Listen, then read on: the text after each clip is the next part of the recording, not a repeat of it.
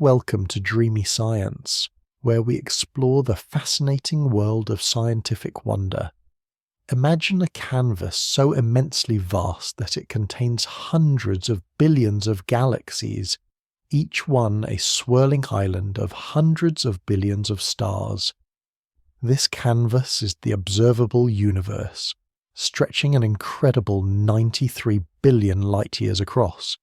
Now, picture within this unimaginable expanse objects, phenomena, and signals that simply don't make sense. Not quote zero in the usual scientific way, where a new theory or observation will eventually slot into place.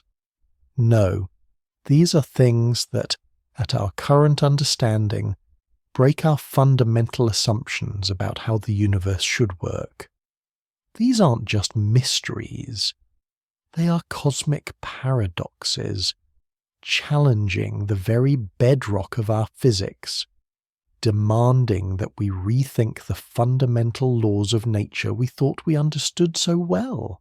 We're talking about phenomena that, despite decades of meticulous observation, sophisticated theoretical work, and the brightest minds in cosmology, still leave scientists scratching their heads. They are the universe's profound, quote, one moments, those data points that stubbornly refuse to fit into the elegant mathematical frameworks we've so carefully constructed. What if the universe is far stranger than even Einstein, with his revolutionary insights into space and time, ever imagined? What if the most profound truths, the keys to a deeper understanding of reality, are hidden in plain sight, in the most unexpected corners of the cosmos, masquerading as anomalies? It's these cosmic enigmas that we'll explore, delving into the mind-bending science behind them, allowing the sheer richness of detail and interconnected understanding to carry you into a state of deep, intellectual satisfaction. If you're enjoying this journey through the fascinating world of science, I'd love it if you'd hit that like button and subscribe to Dreamy Science so you don't miss future episodes. And I'm always curious. Drop a comment letting me know what city you're watching from and what time it is where you are.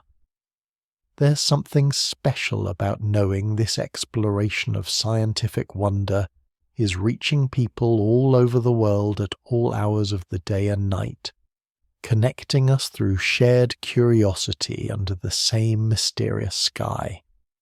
Here's a thought that might seem counterintuitive. Right now, as you're listening, your body is being bathed by radiation that originated just 380,000 years after the Big Bang. It's an ancient light, stretched and cooled over 13.8 billion years, and it permeates every single cubic centimetre of the universe. This isn't some distant ethereal glow, it's everywhere, including right here, passing through you constantly, almost entirely unnoticed. This omnipresent whisper from the dawn of time is known as the cosmic microwave background, or CMB, and it is, quite literally, the oldest light we can possibly observe, a direct echo of the universe's explosive birth. But here's where it gets truly fascinating. Within this seemingly uniform echo, there are subtle ripples, tiny temperature variations that are the very seeds of all galaxies, all stars, all planets, and ultimately, us. Yet some of these ripples are so anomalous, so statistically improbable according to our best models, that they hint at something deeper, something beyond our current understanding of the cosmos. To truly grasp the profound significance of the cosmic microwave background, we need to rewind the cosmic clock all the way back to the very beginning, to a time before stars, before galaxies, even before atoms as we know them. Imagine the universe not as the vast, dark, mostly empty space we perceive today, but as an incredibly hot, incredibly dense, opaque plasma. In those first few moments after the Big Bang, the universe was so hot, temperatures well over 1 trillion degrees Celsius, that protons and neutrons couldn't even form stable atomic nuclei. And even when nuclei did start to coalesce, around 3 minutes in, the electrons were still too energetic to bind to them. This meant the universe was a swirling soup of free electrons, protons and photons, particles of light. Now here's the crucial part. Free electrons are exceptionally good at scattering photons. Think of it like trying to see through a dense fog or milky water.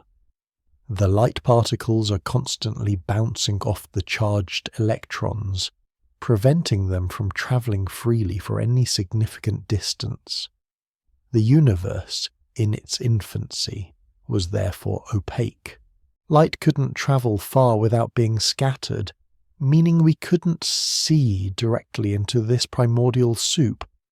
It was like being inside a star where light is constantly absorbed and re-emitted. This opaque, electron-rich era persisted for hundreds of thousands of years. As the universe expanded, it naturally cooled. This cooling was gradual but relentless. Eventually, after about 380,000 years, the temperature dropped to a critical point, roughly 3000 Kelvin, or about 2700 degrees Celsius. At this temperature, the kinetic energy of the free electrons was no longer sufficient to resist the electromagnetic pull of the protons and helium nuclei. Electrons combined with these nuclei to form the first stable, neutral atoms, primarily hydrogen and helium. This event is known as recombination, although it might be more accurately called combination, as it was the first time these particles truly combined. The formation of neutral atoms was a pivotal moment. With the free electrons now bound within atoms, they were no longer available to scatter photons. Suddenly the universe became transparent. The photons, which had been trapped, scattering endlessly, were finally free to travel unimpeded. This moment, when light was decoupled from matter, is what we observe today as the cosmic microwave background.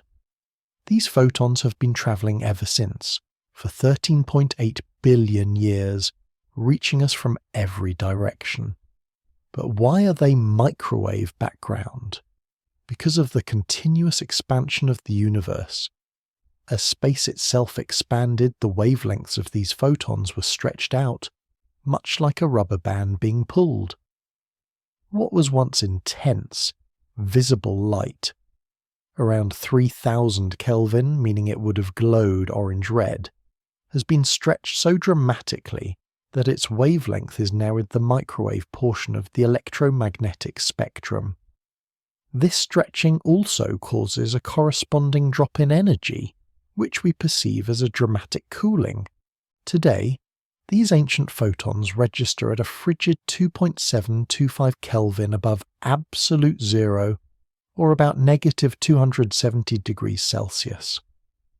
This is the background hum, the faint, persistent chill that fills all of space.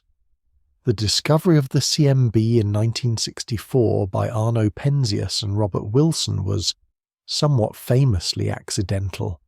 They were testing a new horn antenna for Bell Labs and kept picking up a persistent, annoying static, a uniform hiss that came from every direction and couldn't be eliminated. They tried everything, cleaning pigeon droppings out of the antenna, recalibrating equipment.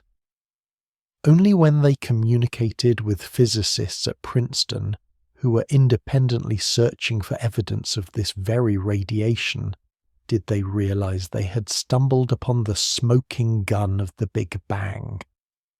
It was a monumental confirmation of the hot Big Bang model, providing direct evidence that the universe started in a hot, dense state, and has been expanding and cooling ever since. For decades, the CMB was thought to be remarkably uniform across the sky, almost perfectly isotropic, meaning it looked the same in all directions. This uniformity was a powerful piece of evidence for the Big Bang, implying a universe that was incredibly smooth and homogeneous in its early stages. However, this uniformity presented its own puzzle, known as the quote 5, which we won't dive into now, but it was eventually addressed by the theory of cosmic inflation. What truly unlocked the universe's secrets, though, were the tiny imperfections in this uniformity. In 1992, the COBE satellite, Cosmic Background Explorer, made a groundbreaking discovery: minute temperature fluctuations in the CMB. These variations were incredibly subtle, on the order of just a few parts in 100,000. Imagine a perfectly smooth beach, and then picture tiny, almost imperceptible bumps and dips across its surface. These are the ripples we're talking about. While seemingly insignificant, these tiny anisotropies, departures from perfect isotropy, were monumental. They represented regions where the early universe was slightly denser or slightly less dense than average. In the vast, smooth expanse of the early cosmos, these minuscule differences were the gravitational seeds from which all the large-scale structures we see today, galaxies, galaxy clusters, and superclusters, eventually grew. Over billions of years, gravity amplified these tiny density contrasts, pulling more matter into the slightly denser regions, leading to the formation of everything complex in the universe. Subsequent missions like the WMAP, Wilkinson Microwave Anisotropy Probe, and Planck satellites mapped these fluctuations with even greater precision, providing stunningly detailed baby pictures of the universe. These maps allowed cosmologists to precisely measure fundamental cosmological parameters, such as the age of the universe, 13.8 billion years, the amount of ordinary matter, and dark energy, and even the curvature of space itself. The CMB has become an indispensable tool, a cosmic Rosetta Stone, allowing us to decipher the earliest moments of existence. However, as our measurements became more precise, certain anomalies began to emerge from the beautifully structured patterns of the CMB. The standard model of cosmology, known as lambda CDM, predicts a statistically isotropic and homogeneous universe, meaning that on large scales the universe should look the same in all directions and its properties should be uniform. While the CMB largely confirms this, there are a few features that stand out as statistically improbable, almost like finding a perfectly organized stack of playing cards after a shuffle. One of the most prominent of these anomalies is known as the CMB cold spot. Discovered by the IGOMAP satellite in 2004 and subsequently confirmed by Planck, it's an unusually large region of the sky where the CMB temperature is significantly colder than the average.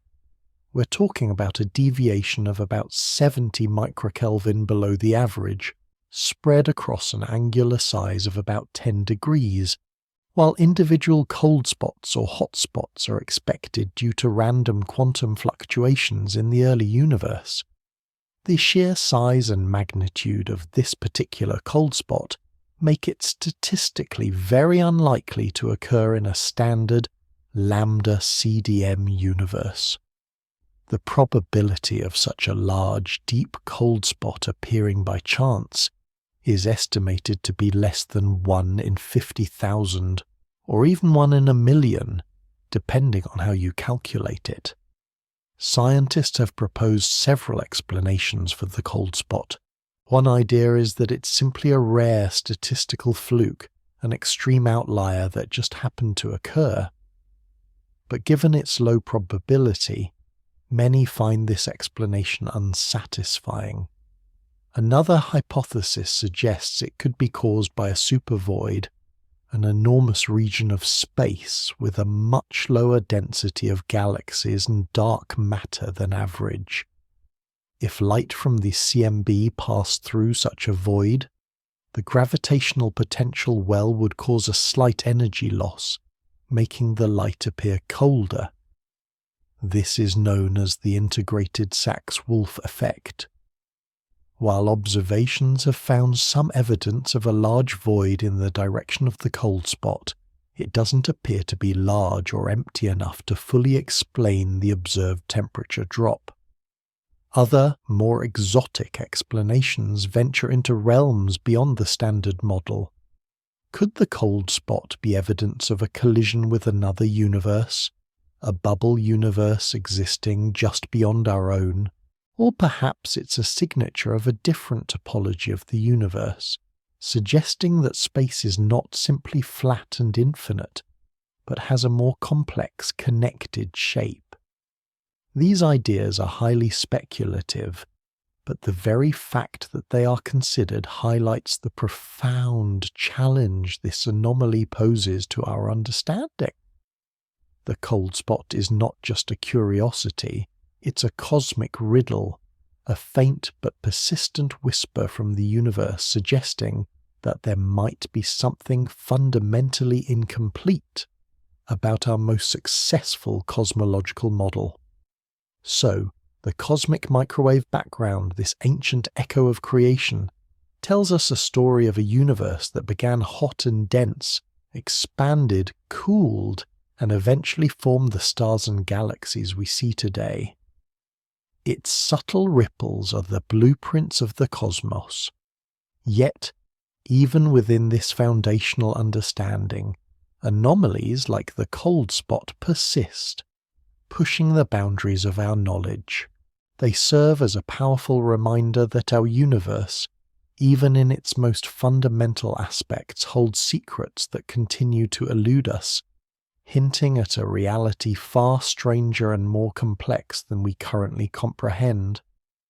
These are the kinds of profound cosmic puzzles that lead us to question everything, preparing us for the even more bizarre objects and phenomena we'll explore next. Objects that aren't just anomalies in a background hum, but concrete structures that defy explanation. Welcome back, cosmic explorers, to dreamy science.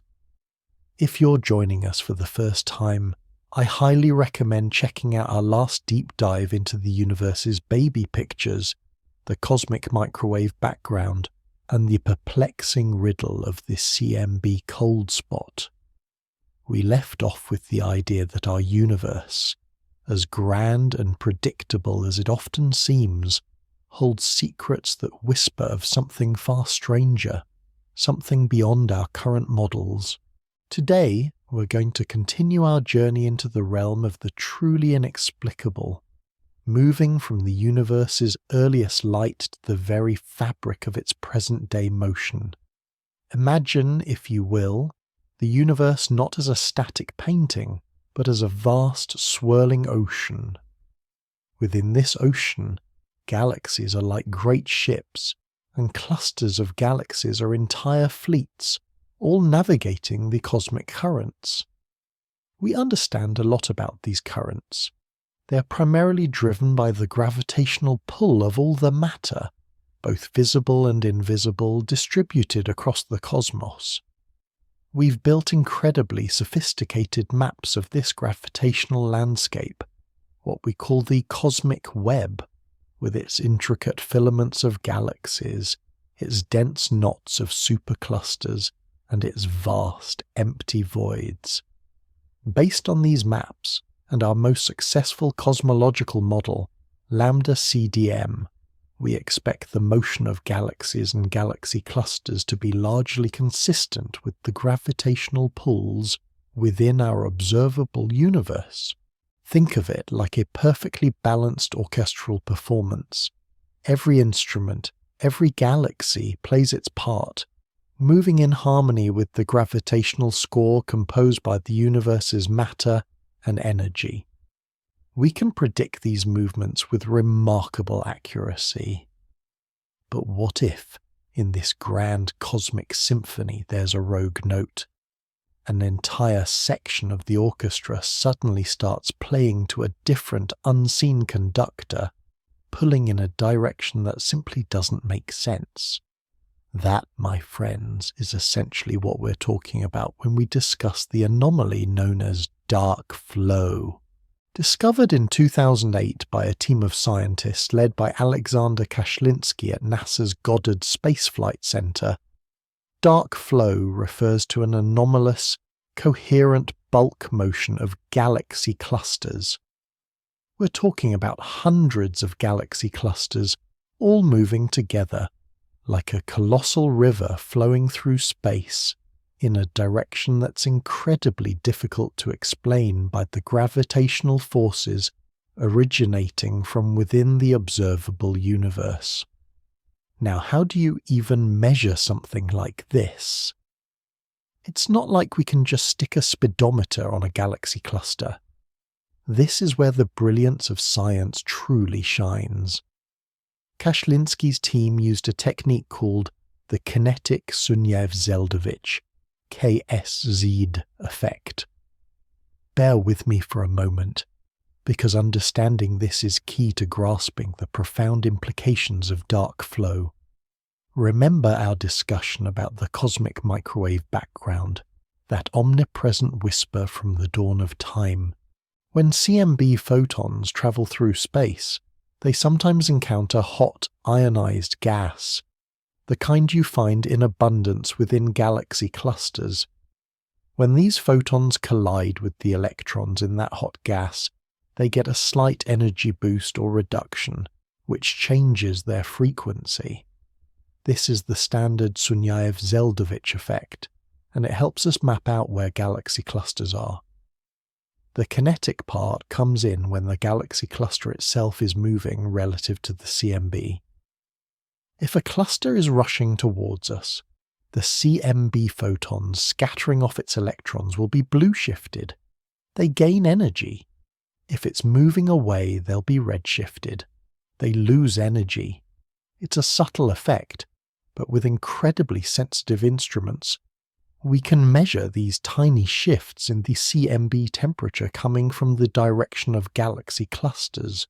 By measuring these shifts for a vast number of clusters, scientists can determine not just that they are moving, but how fast and in what direction they are moving relative to the CMB.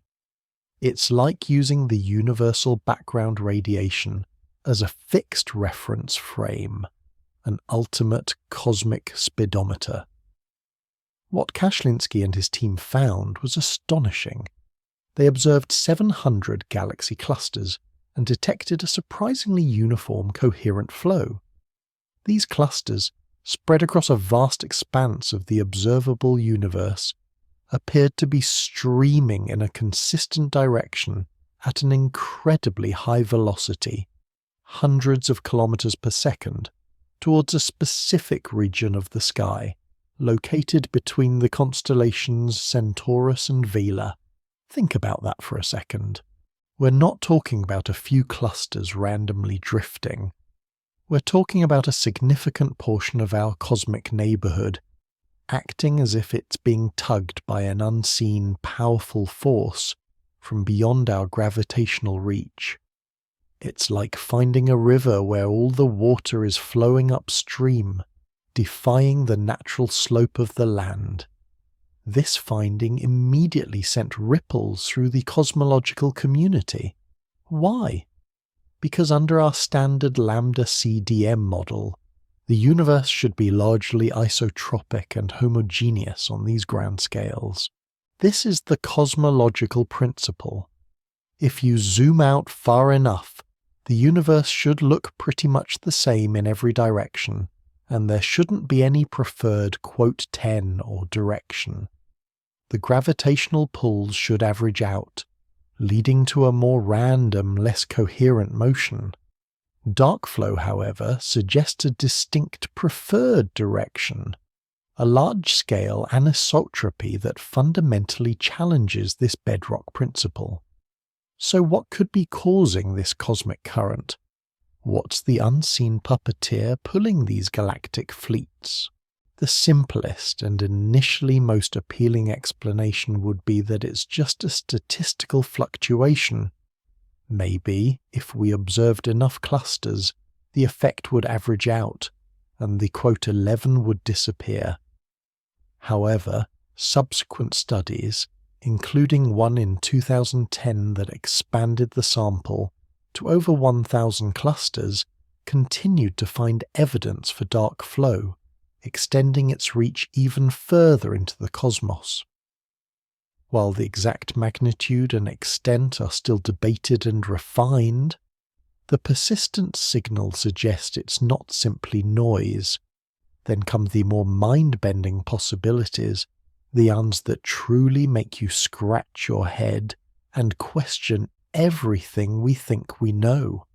One leading hypothesis is that dark flow is the gravitational signature of structures that lie beyond our observable universe.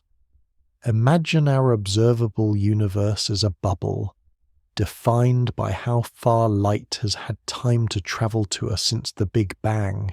What if there are incredibly massive structures, super-duper clusters, or even entire super-super clusters of dark matter, just outside that bubble, exerting a gravitational pull that we can detect, but whose source we can't directly see?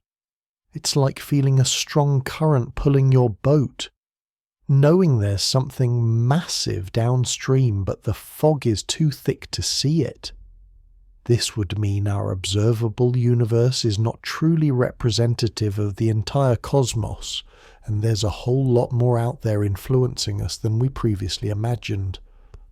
Another, even more speculative idea ties into the same kind of theories we discussed for the CMB cold spot.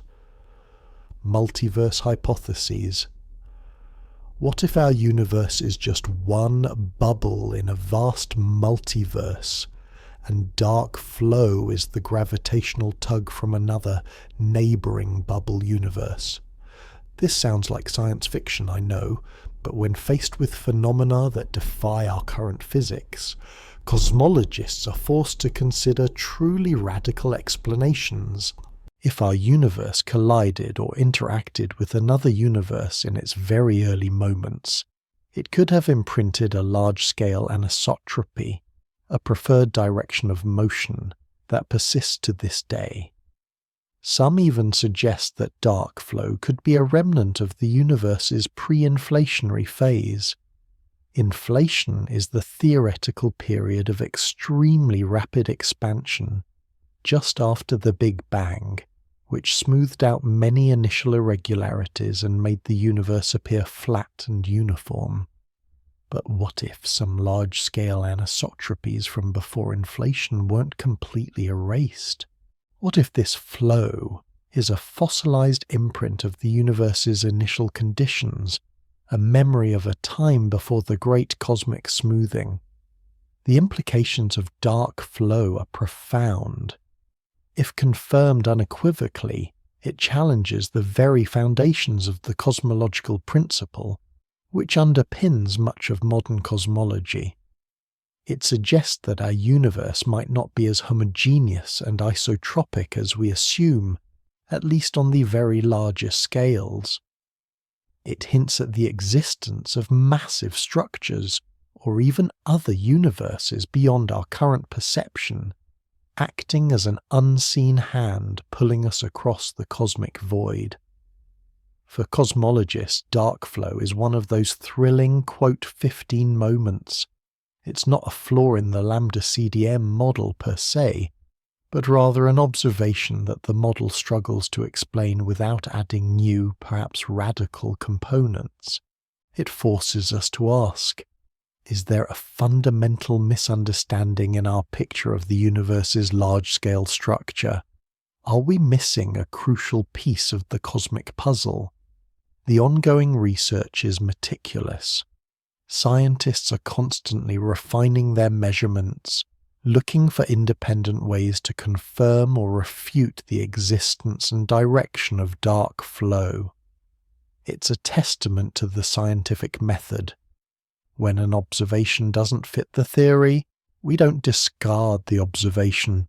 We question the theory. We push the boundaries of our understanding and we look for new answers. So, as you gaze up at the night sky, remember that our galaxy, our entire local group, and indeed vast swathes of the observable universe might be caught in an invisible, powerful current, flowing towards an unknown destination, pulled by forces that remain a profound mystery. It's a humbling thought, isn't it? That even the grand movements of galaxies are subject to influences we can barely comprehend. What do you think is causing dark flow? Is it unseen matter beyond our horizon, a relic from the Big Bang, or perhaps something even more exotic? Let me know your theories in the comments below. And if you're enjoying this journey into the unexplained, please hit that like button, subscribe for more dreamy science, and tell us what city you're watching from all over the world. Next time, we'll delve into another cosmic conundrum that raises even more questions about the fundamental nature of space, time, and the very fabric of reality itself. You won't want to miss it. Until then, keep looking up, keep questioning, and keep dreaming about the endless wonders of our universe.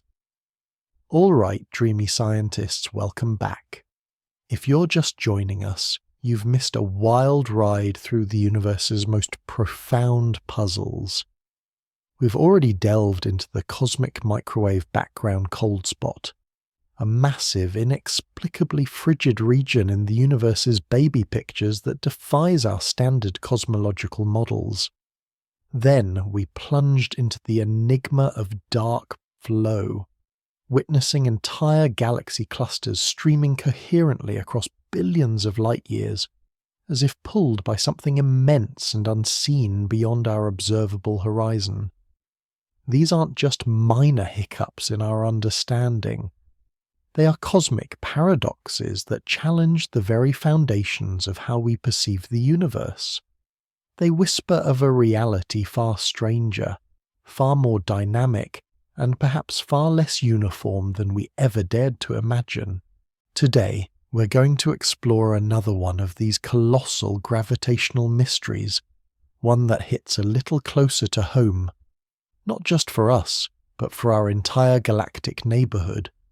We're talking about a gravitational anomaly so immense, so powerful, that it's pulling our own Milky Way galaxy, along with hundreds of thousands of others, across the vast expanse of space. Prepare yourselves, because we're about to confront Ijos, the Great Attractor. Imagine for a moment, you're standing on an invisible raft in the middle of a calm, vast ocean. You feel a gentle, almost imperceptible current pulling you.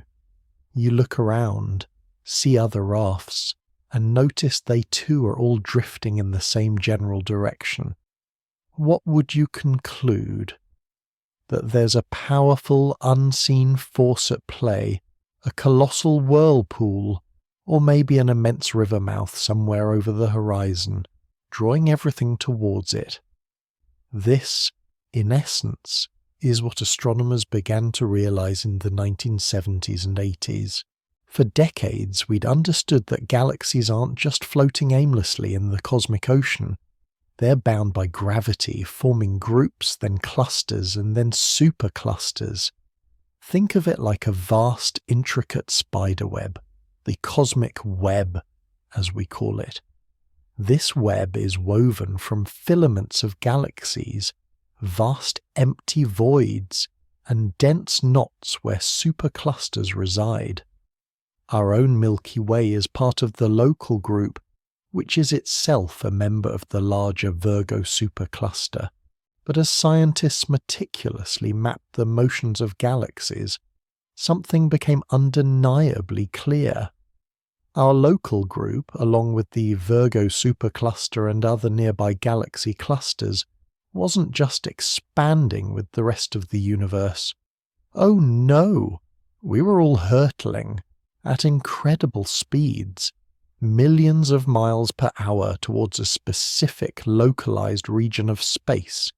It was like our quote 16 and all the others around us were caught in a gravitational river, all flowing towards the same cosmic waterfall. This collective motion, this vast coherent streaming of matter, was attributed to what astronomers dubbed the Great Attractor. Now, when we say quote 17, we're not just being poetic. We mean great in terms of mass, in terms of gravitational influence. We're talking about a gravitational anomaly that spans hundreds of millions of light years, affecting a colossal volume of the universe. It's a region of space so dense, so massive, that its gravitational pull is strong enough to overcome the universe's expansion on a local scale, drawing everything within its sphere of influence towards its heart. The challenge, however, was seeing it. Where was this cosmic leviathan? What was it made of? The direction of the Great Attractor lies roughly towards the Centaurus and Hydra constellations. But there's a problem. A huge problem. Our own Milky Way galaxy, with its vast spiral arms, is filled with immense clouds of dust and gas. These interstellar curtains obscure our view of about 20% of the sky, creating what astronomers call the zone of avoidance. It's like trying to see a distant city through a thick swirling fog, and guess what? The Great Attractor happens to lie right behind this zone. Talk about cosmic irony, right? The very thing we're trying to study is hidden by our own galactic neighborhood. For years, scientists were scratching their heads. They knew the pull was there, they could measure the velocities, but they couldn't clearly see the source. Initial investigations pointed towards the Norma cluster, a rich cluster of galaxies located within the zone of avoidance, as a potential candidate for the Great Attractor. It was massive, certainly, but was it massive enough to account for such a colossal pull? The numbers weren't quite adding up. The observed gravitational tug seemed to be far greater than what Norma alone could provide. This is where the story gets even more intriguing. Through relentless observation, using instruments capable of peering through the dust and gas of the zone of avoidance, astronomers began to piece together a clearer picture. What they found was not a single, isolated supercluster, but something far more immense and complex. In the mid-1980s, the focus shifted. Scientists started to identify an even larger, more distant structure, the Keter-Shapley supercluster. Imagine the Norma cluster as a large town, but then you discover there's a sprawling megalopolis just beyond it, much larger and denser. That's the Shapley supercluster. Located about 600 million light-years away, it's one of the largest concentrations of galaxies in our nearby universe. It's not just a cluster, it's a supercluster of superclusters, a colossal gravitational well containing thousands of galaxies, packed together in a region of space that's significantly denser than the average. The discovery of Shapley was a huge breakthrough. It immediately explained a significant portion of the observed gravitational pull. Finally, we had a major suspect. The combined mass of Shapley's galaxies, dark matter, and other cosmic ingredients was indeed powerful enough to exert a tremendous influence on our galactic neighborhood. Our local group, the Virgo supercluster, and many other nearby clusters are all flowing towards this gravitational behemoth, drawn into its inescapable embrace. But here's the kicker, the part that keeps the Great Attractor firmly in our quote 18 category. Even with the Shapley supercluster identified, even with its immense mass accounted for, there still seems to be a residual unexplained gravitational pull. It's like identifying the main current in our ocean analogy, but still feeling a persistent, subtle tug from an even deeper, more mysterious force. The Shapley supercluster is a major component of the Great Attractor, but it might not be the entire story. This is where things get really fascinating, and where the Great Attractor starts to intertwine with other cosmic mysteries we've discussed. Remember dark flow? That coherent streaming of galaxy clusters towards a region between Centaurus and Vela? The Great Attractor, with the Shapley supercluster at its core, explains some of that bulk motion.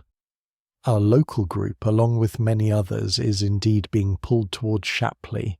However, the dark flow observations suggest a velocity and direction that isn't entirely accounted for by Shapley alone. There's a persistent whisper, a faint echo of an even grander, more distant gravitational influence.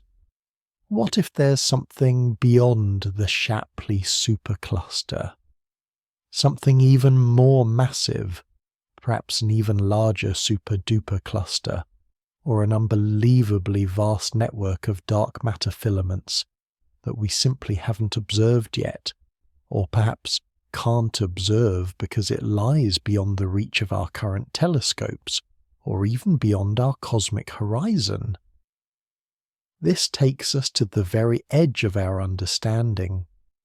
Our current cosmological models, particularly the lambda CDM model, assume that the universe is largely homogeneous and isotropic on the larger scales, meaning if you zoom out far enough, it should look pretty much the same everywhere, and there shouldn't be any preferred direction. Yet the existence of such a colossal gravitational anomaly, even if partially explained by Shapley, still hints at a universe with significant large-scale anisotropies, quote 19, that defies simple explanation. And it's not just about what's pulling us towards something. There's also the concept of the dipole repeller. Think of it as the opposite of the Great Attractor, a vast empty region of space, a cosmic void that is pushing us away. It's like our raft is not only being pulled by a current, but also being pushed by a high-pressure zone on the other side. This combination of being pulled by the Great Attractor and pushed by the dipole repeller helps to explain the net motion of our local group through space. It's a complex cosmic dance, a push and pull ballet on the grandest scales imaginable. So, what are the implications of the Great Attractor and its still mysterious residual pull? First, it forces us to confront the limitations of our observable universe. We can only see so far, and the universe beyond that horizon might hold structures, gravitational wells, or even entirely different quote 21 quote that are exerting a profound influence on our cosmic neighborhood. Could the residual pull of the Great Attractor be a faint echo from one of these unseen realms, much like some of the more exotic hypotheses for dark flow?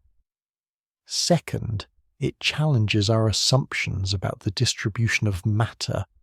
If there are these incredibly dense localized regions of gravitational influence, it means that matter, particularly dark matter, might be distributed in ways we don't fully comprehend.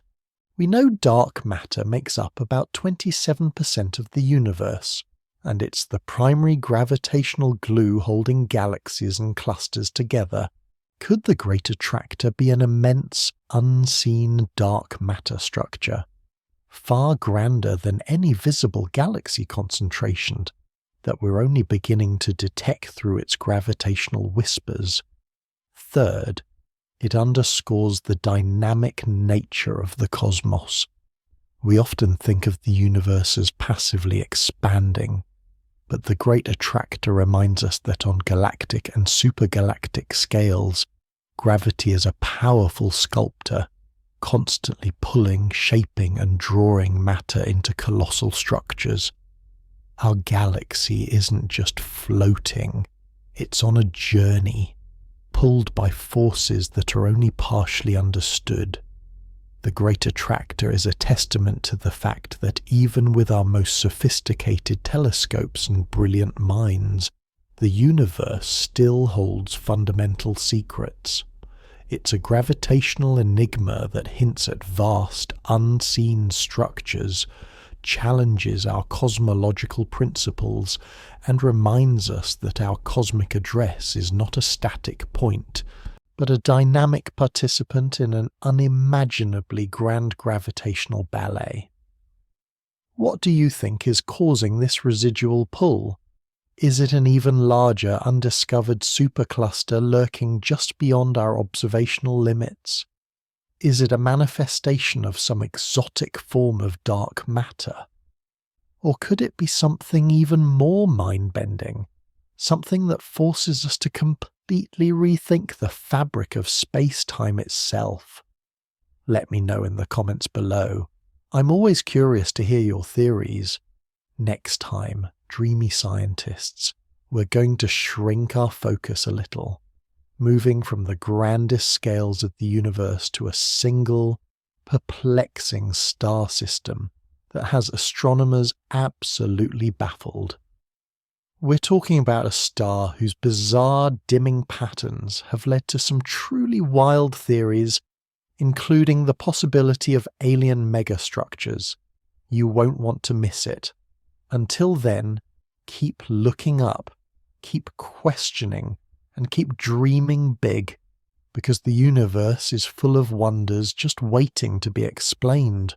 Hit that like button, subscribe for more cosmic adventures, and let me know what city you're watching from. We'll see you next time on Dreamy Science. Alright, dreamy scientists, welcome back. If you've been with us since the beginning, you know we've taken a mind-bending journey through cosmic paradoxes that challenge everything we thought we knew. We've peered into the statistically improbable chill of the CMB cold spot, traced the mysterious currents of dark flow tugging at entire galaxy clusters, and felt the unseen gravitational embrace of the Great Attractor pulling our very own galaxy through the cosmos. Each one of these phenomena is a cosmic quote 22 moment, a glaring inconsistency that forces the brightest minds in cosmology to scratch their heads and ask, what if the universe is far stranger than our most sophisticated models allow? Well, buckle up, because today we're tackling an anomaly that doesn't just question a specific structure or motion. It challenges the very fabric of our cosmic understanding, striking at the heart of how fast our universe is expanding. We're talking about the Hubble constant tension, a fundamental disagreement that suggests either our measurements are flawed or our entire cosmological model is missing a crucial piece of the puzzle. Imagine, if you will, the universe as a giant, ever-expanding balloon, with galaxies painted on its surface. As the balloon inflates, the galaxies move farther apart, but the galaxies themselves don't expand. This expansion isn't them moving through space, but space itself stretching, carrying them along for the ride. This profound discovery made by Edwin Hubble nearly a century ago, revolutionized our understanding of the cosmos, transforming a static, eternal universe into a dynamic, evolving one born from a singular fiery event, the Big Bang. The rate at which this cosmic balloon is inflating, how far space is stretching, is what we call the Hubble constant, often denoted as H0. It's one of the most fundamental numbers in cosmology, a cosmic speedometer that tells us not only the current expansion rate, but also helps us calculate the universe's age, its size, and its ultimate fate. Getting this number right is absolutely critical, like knowing the precise speed of a car to predict when it will arrive at its destination. For decades, cosmologists have been meticulously working to measure this constant with increasing precision, and they've developed two primary, highly sophisticated methods to do so. The problem? They give us two different answers, and that, my friends, is where the tension begins. Let's break down these two approaches, starting with what we call the COSYA. Cosmic Distance Ladder. This method is all about building up a ladder of distances step by painstaking step, from our immediate cosmic neighbourhood to the far reaches of the observable universe. Think of it like trying to measure the distance to a mountain range. You can't just stretch a tape measure from your backyard to the peaks. Instead, you measure the distance to a nearby hill, then use that knowledge to measure the distance to a slightly farther hill, and so on until you reach the mountains. Our first rung on this cosmic ladder involves objects whose intrinsic brightness we understand incredibly well, what scientists call their status quote 23. The most famous of these are Cesiana Cepheid variable stars. These are pulsating stars that brighten and dim with a precise, predictable rhythm. Crucially, the period of their pulsation, how long it takes them to go from bright to dim and back again, is directly related to their actual intrinsic luminosity. So, if we measure how long it takes a Cepheid to pulsate, we know how bright it should be. Then, by comparing that intrinsic brightness to how bright it appears to us on Earth, we can calculate its distance. It's like knowing the wattage of a light bulb and then judging its distance by how dim it looks. Once we've used Cepheids to measure distances to nearby galaxies, we can then look for even brighter standard candles within those galaxies. Type Ia supernovae. These are not just any exploding stars, they're the spectacular, consistent explosions of white dwarf stars that have reached a critical mass. Because they all explode under very similar conditions, they all reach roughly the same peak intrinsic brightness, making them incredibly powerful standard candles, visible across billions of light years. So, the process goes like this. We find Cepheids in a galaxy, use them to measure that galaxy's distance. Then, if we're lucky enough to see a Type Ia supernova explode in that same galaxy, we can calibrate the supernova's intrinsic brightness. Once calibrated, we can use Type Ia supernova in much more distant galaxies to determine their distances, far beyond where we can spot individual Cepheids. Simultaneously, we measure how fast these galaxies are moving away from us using the Doppler effect, much like how the pitch of an ambulance siren changes as it approaches and recedes. For light, this is called redshift. By plotting the distances to these galaxies against their recession velocities, we can determine the local expansion rate of the universe, the Hubble constant. This method, rooted in direct observation and meticulous astronomical measurements, consistently yields a value for the Hubble constant around 73 kilometers per second per megaparsec. This means that for every megaparsec, about 3.26 million light-years, a galaxy is away from us. It's receding at an additional 73 kilometers per second. This is our local measurement, precise and largely model-independent.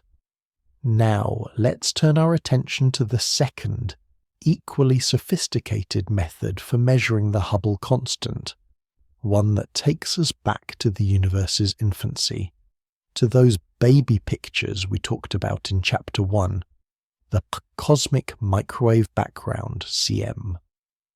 Remember, the CMB is the oldest light in the universe, a faint afterglow from when the cosmos was just 380,000 years old, a mere blink of an eye in its 13.8 billion year history. Before this time, the universe was a superheated opaque plasma, like a dense fog.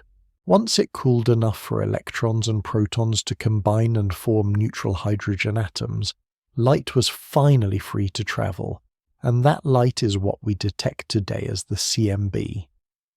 The CMB isn't perfectly uniform. It has tiny temperature fluctuations, subtle hot and cold spots.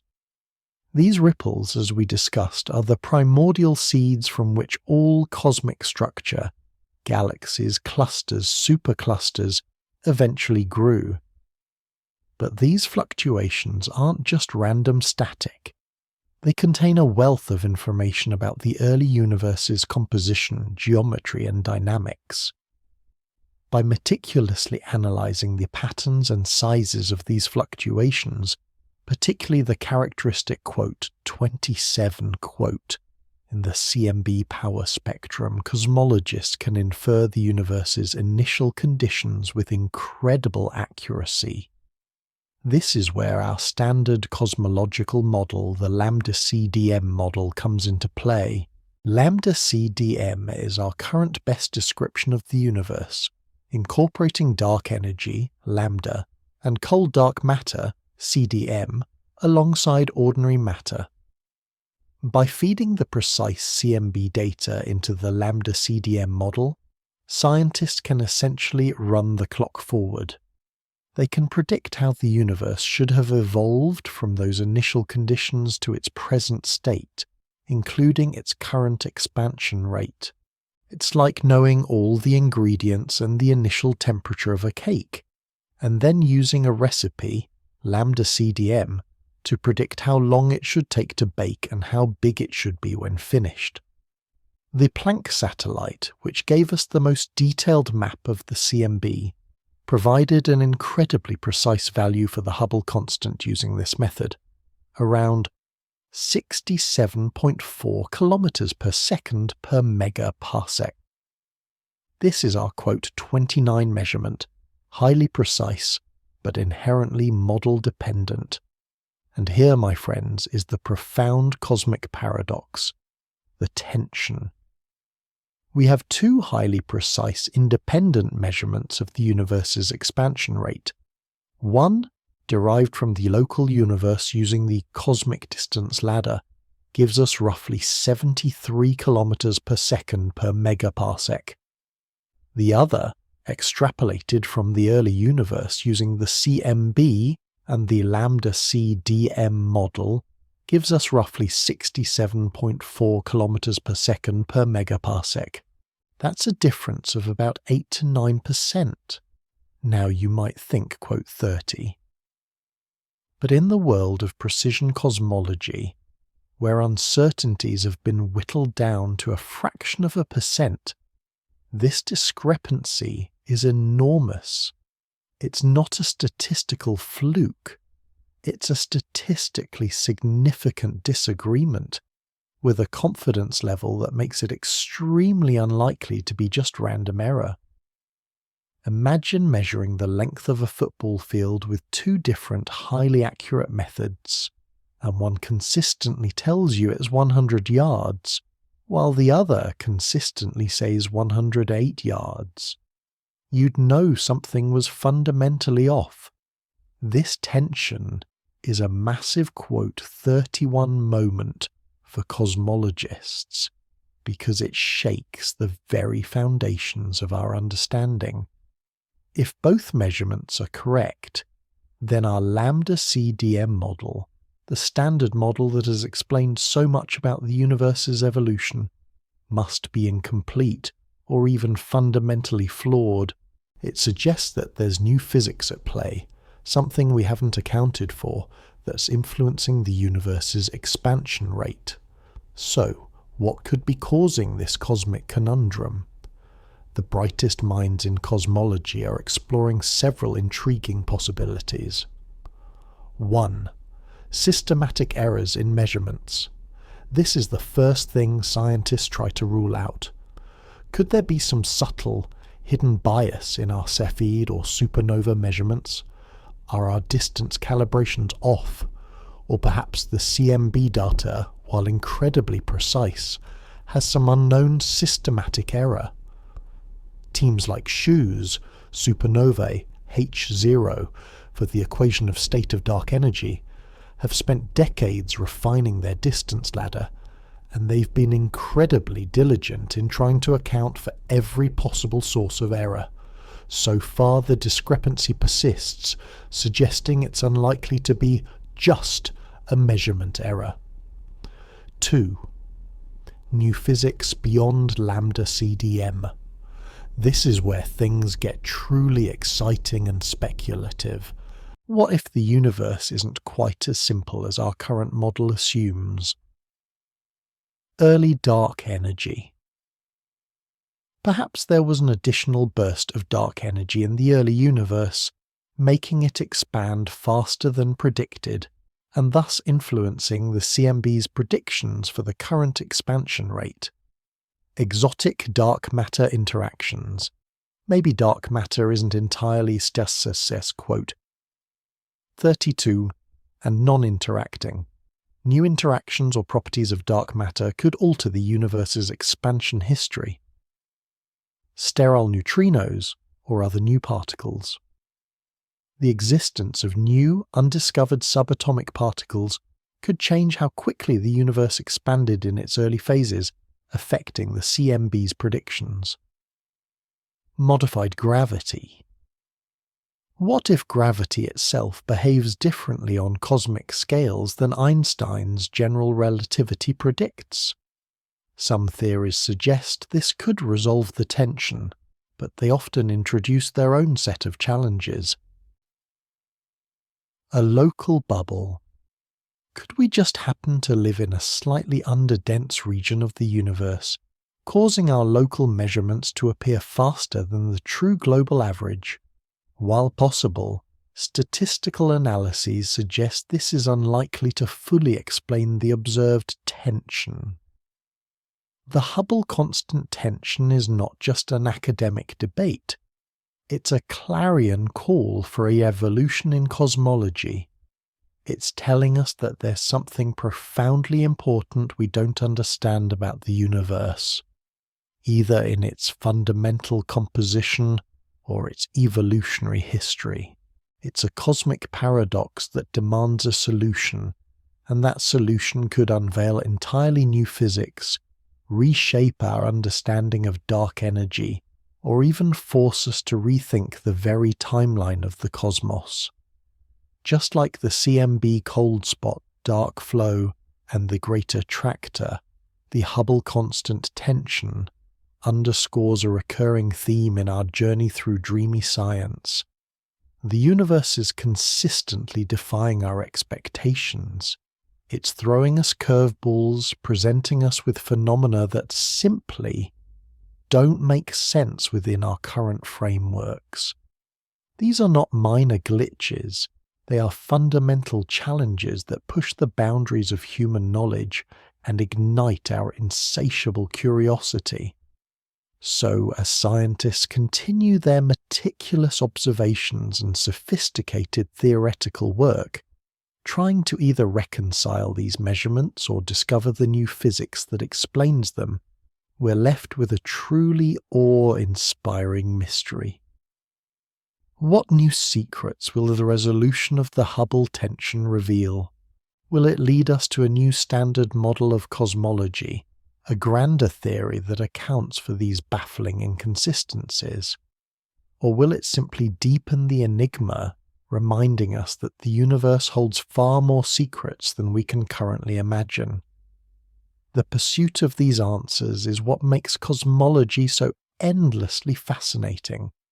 It's a testament to the human spirit's relentless quest to understand our place in the unimaginable expanse of space-time. What are your thoughts on this cosmic discrepancy? Do you lean towards measurement errors or revolutionary new physics? Let me know in the comments below, and don't forget to hit that like button and subscribe to Dreamy Science for more journeys into the unexplained wonders of our universe. Until next time, keep looking up and keep dreaming big. Alright friends, let's take a deep breath and dive back into the cosmic deep end. We've just grappled with the perplexing Hubble constant tension, that stubborn 8 to 9% disagreement that tells us something fundamental might be missing from our most cherished model of the universe. It's a profound challenge, a high-stakes puzzle that demands either a re-evaluation of our most precise measurements, or, far more excitingly, an entirely new chapter in the laws of physics. But the universe, in its infinite wisdom and boundless mystery, isn't content with just one or two cosmic conundrums. Oh no. It presents us with an entire gallery of anomalies, each one a brushstroke of the unknown on the grand canvas of existence. And today we're going to zoom in on another one of these head-scratchers, something that strikes at the very heart of how galaxies form and interact, challenging our understanding of dark matter itself. The cosmic alignment anomaly, or, as it's often called, the planes of satellites problem. Imagine, if you will, a vast luminous metropolis, a galaxy like our own Milky Way, a swirling island of hundreds of billions of stars.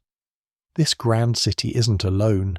It's often surrounded by smaller, dimmer towns, miniature galaxies known as dwarf galaxies. These dwarf galaxies are like celestial companions, gravitationally bound to their larger host, orbiting it in a majestic cosmic dance. Our own Milky Way, for instance, has at least 50 known satellite galaxies, the most famous being the Large and Small Magellanic Clouds, visible to the naked eye from the southern hemisphere. Now, according to our reigning cosmological model Lambda CDM, the one that incorporates dark energy and cold dark matter, these dwarf galaxies should be distributed in a particular way. We believe that every large galaxy, like the Milky Way, is embedded within an enormous, roughly spherical halo of invisible dark matter. This dark matter halo is the gravitational scaffolding upon which the visible galaxy forms, and within this vast fuzzy sphere, the simulations based on Lambda CDM predict that the smaller satellite galaxies should be distributed more or less isotropically. Think of it like a swarm of bees around a hive, generally spread out in all directions, orbiting randomly within the larger structure. Some might be closer, some farther, but their overall distribution should be a diffuse three-dimensional cloud, not concentrated in any particular direction or plane. This prediction is a cornerstone of our understanding of how cosmic structures evolve. It's what we expect from the universe when gravity, dark matter, and a little bit of baryonic matter interact over billions of years. But here's where the universe, once again, decides to throw us a curveball.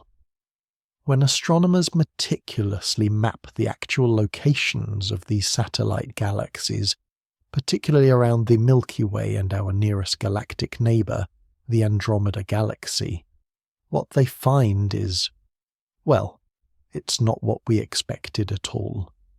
Instead of a spherically distributed swarm, we observe something astonishingly ordered. Something that looks less like a random cloud and more like a perfectly organised stack of playing cards after a shuffle.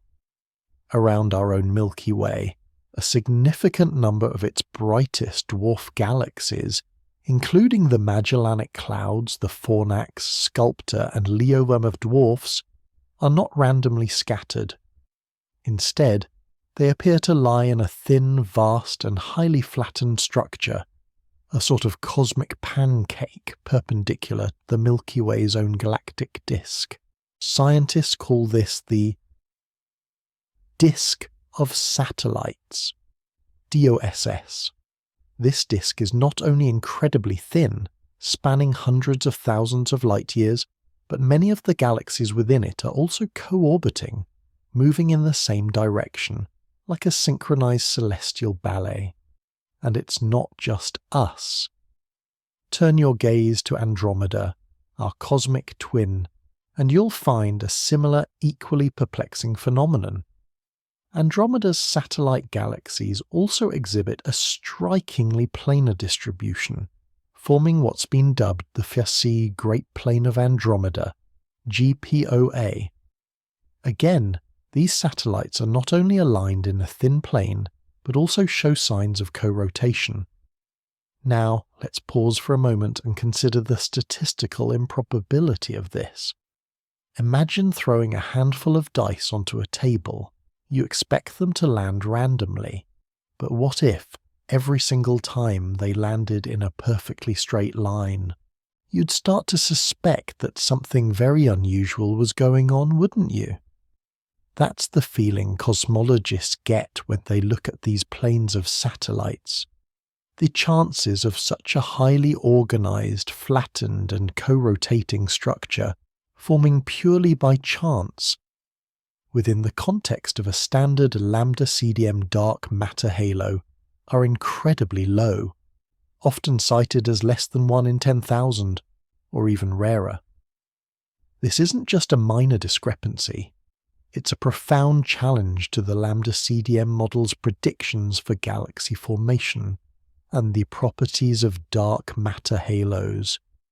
If dark matter halos are indeed roughly spherical and dominant, why are the luminous satellites within them forming such thin, coherent planes? It's like finding a perfectly formed, intricate crystal where you expected a random pile of pebbles.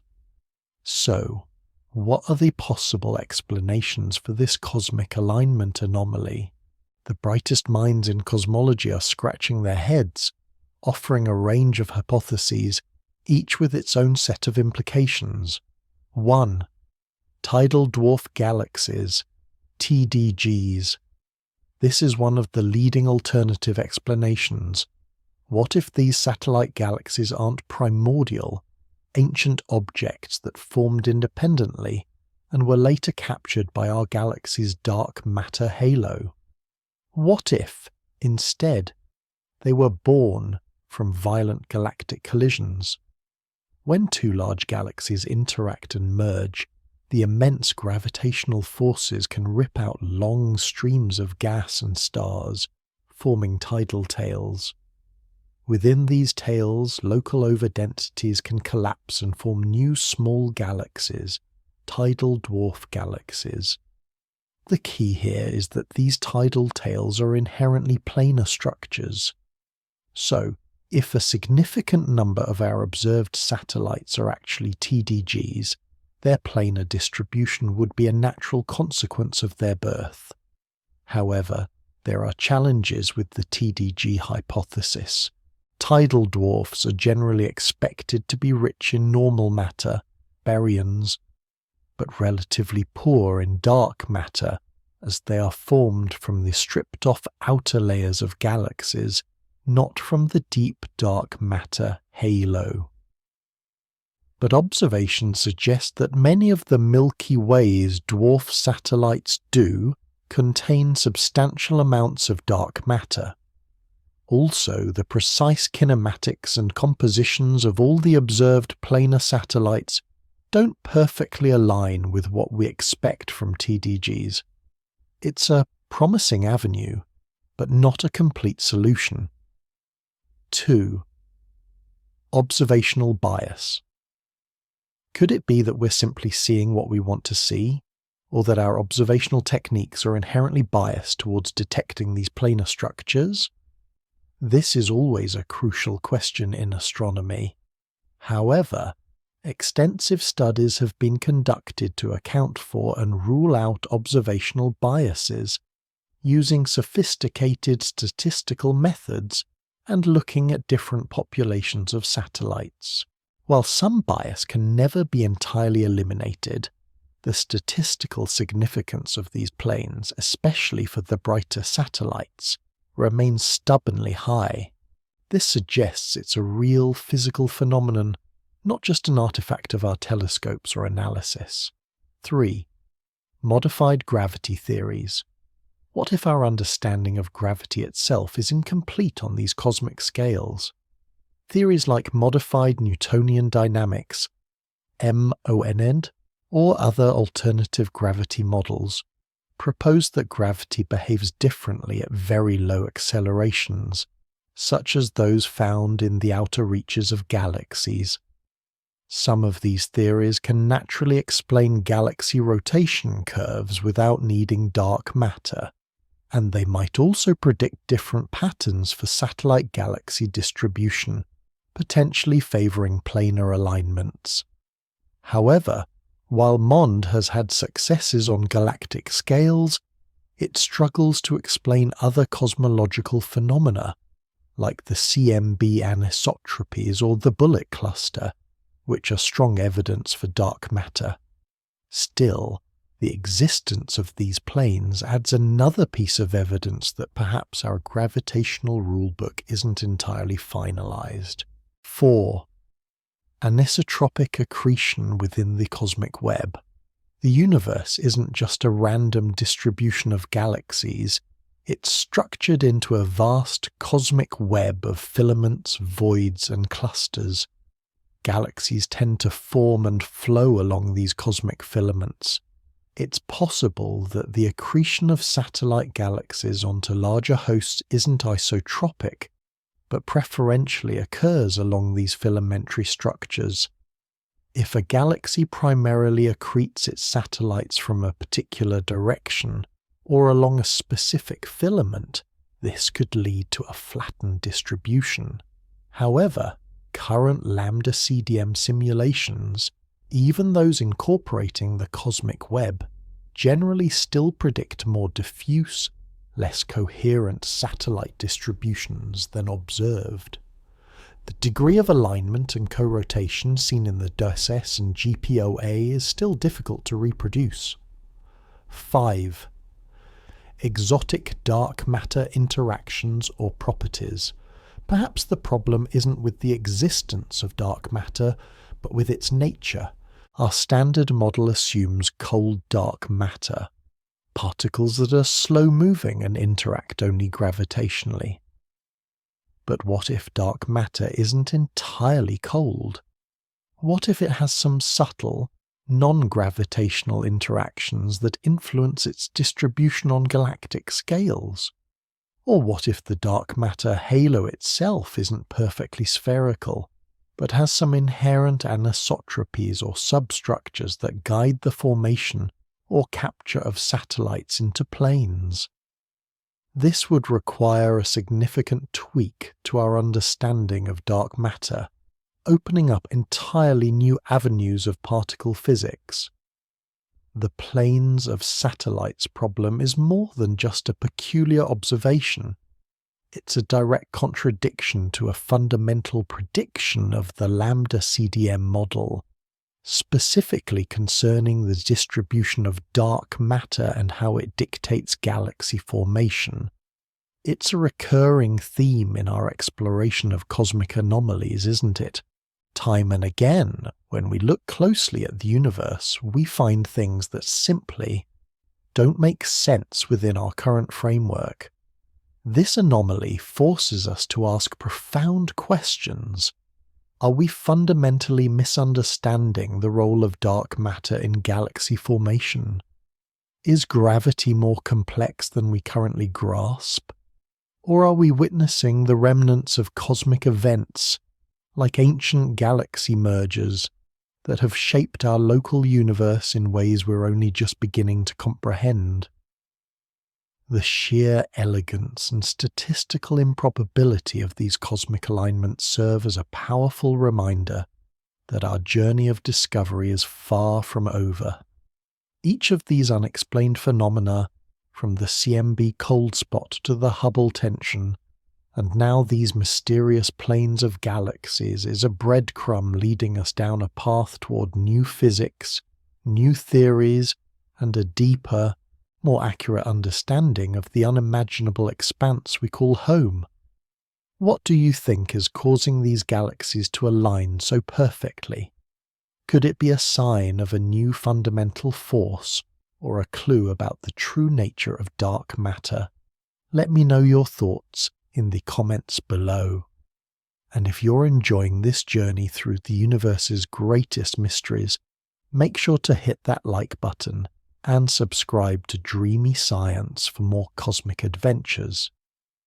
We're just getting started, and the universe has so many more secrets to share. Alright, let's dive back into the cosmic deep end, shall we? We've explored some truly mind-bending cosmic paradoxes, haven't we? From the impossible cold spot on the universe's baby picture, to galaxies moving with an unseen purpose, and even our own galactic neighbours defying the very laws of distribution. Each anomaly we've uncovered has chipped away at our comfortable understanding of the universe, revealing cracks in the bedrock of our most cherished cosmological models. We're talking about things that, frankly, shouldn't exist, or at least shouldn't exist where and when we find them. And today we're going to grapple with perhaps one of the most fundamental challenges to our understanding of cosmic evolution: the existence of colossal, fully grown behemoths lurking at the very dawn of time. Imagine a newborn universe, barely out of its infancy, and already hosting structures that should take billions of years to mature. We're talking about the shocking discovery of ultramassive black holes and quasars in the early universe. Now, you might be thinking, Quote 41. And you'd be right. Black holes are regions of space-time where gravity is so intense that nothing, not even light, can escape. They're formed from the collapsed remnants of massive stars, or they can grow to truly staggering proportions at the centres of galaxies, becoming what we call supermassive black holes, or SMBHS. Our own Milky Way, for instance, hosts Sagittarius A star, a supermassive black hole weighing in at about 4 million times the mass of our Sun. These galactic anchors play a crucial role in the evolution of their host galaxies, influencing star formation and the distribution of matter around them. But here's where the mystery deepens, where the universe starts to whisper secrets that defy our current textbooks. Imagine looking back in time, not just a few million years, but billions of years, almost to the very beginning. Thanks to the finite speed of light, when we observe extremely distant objects, we're essentially seeing them as they were eons ago.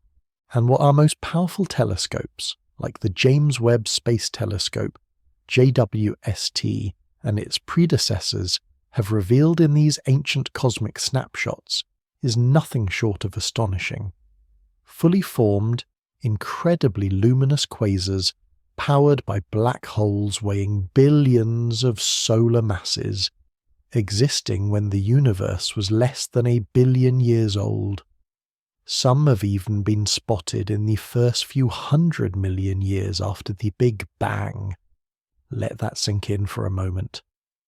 The universe is estimated to be about 13.8 billion years old. We're talking about black holes that are already colossal, with masses upwards of 1 billion suns, when the universe was only, say, 500 million years old. That's like finding a fully grown adult human with a mortgage and a career just a few months after they were born. It just doesn't make sense based on our current understanding of how black holes grow. So, why is this such a massive quote 43 moment for cosmologists? It all comes down to the speed limit of black hole growth. Black holes grow primarily by accreting, or quote 44 surrounding gas and dust.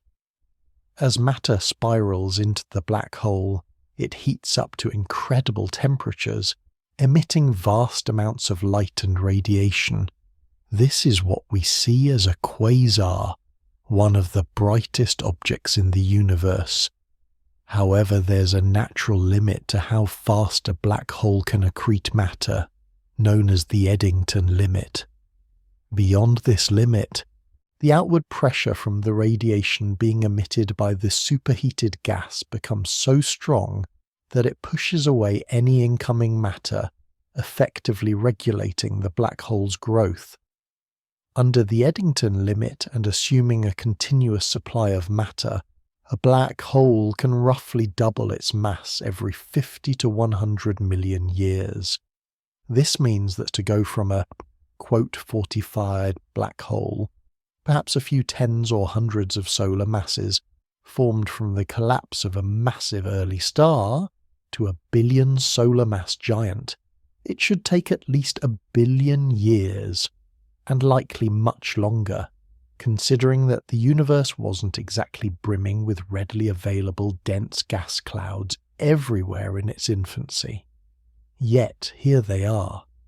These cosmic leviathans, shining brightly as quasars, are practically newborns in cosmic time, already having achieved a size that should have been impossible. It's as if they skipped several billion years of growth. This presents a profound challenge to the lambda CDM model, which describes the formation and evolution of structures in the universe. The model predicts a certain timeline for the formation of the first stars, then the first galaxies, and then the gradual growth of their central black holes through accretion and mergers. These early universe giants are forcing us to reconsider that entire timeline. So how do we explain these impossible black holes? Scientists, as always, are scratching their heads, proposing a fascinating array of hypotheses, each pushing the boundaries of our current physics. One leading idea is the concept of direct collapse black holes DCBHS. Instead of forming from the remnants of massive stars, this theory suggests that under very specific conditions in the early universe, vast clouds of pristine hydrogen and helium gas, without any heavier elements which would promote star formation, could have collapsed directly into supermassive black hole seeds, perhaps tens of thousands or even hundreds of thousands of times the mass of our Sun.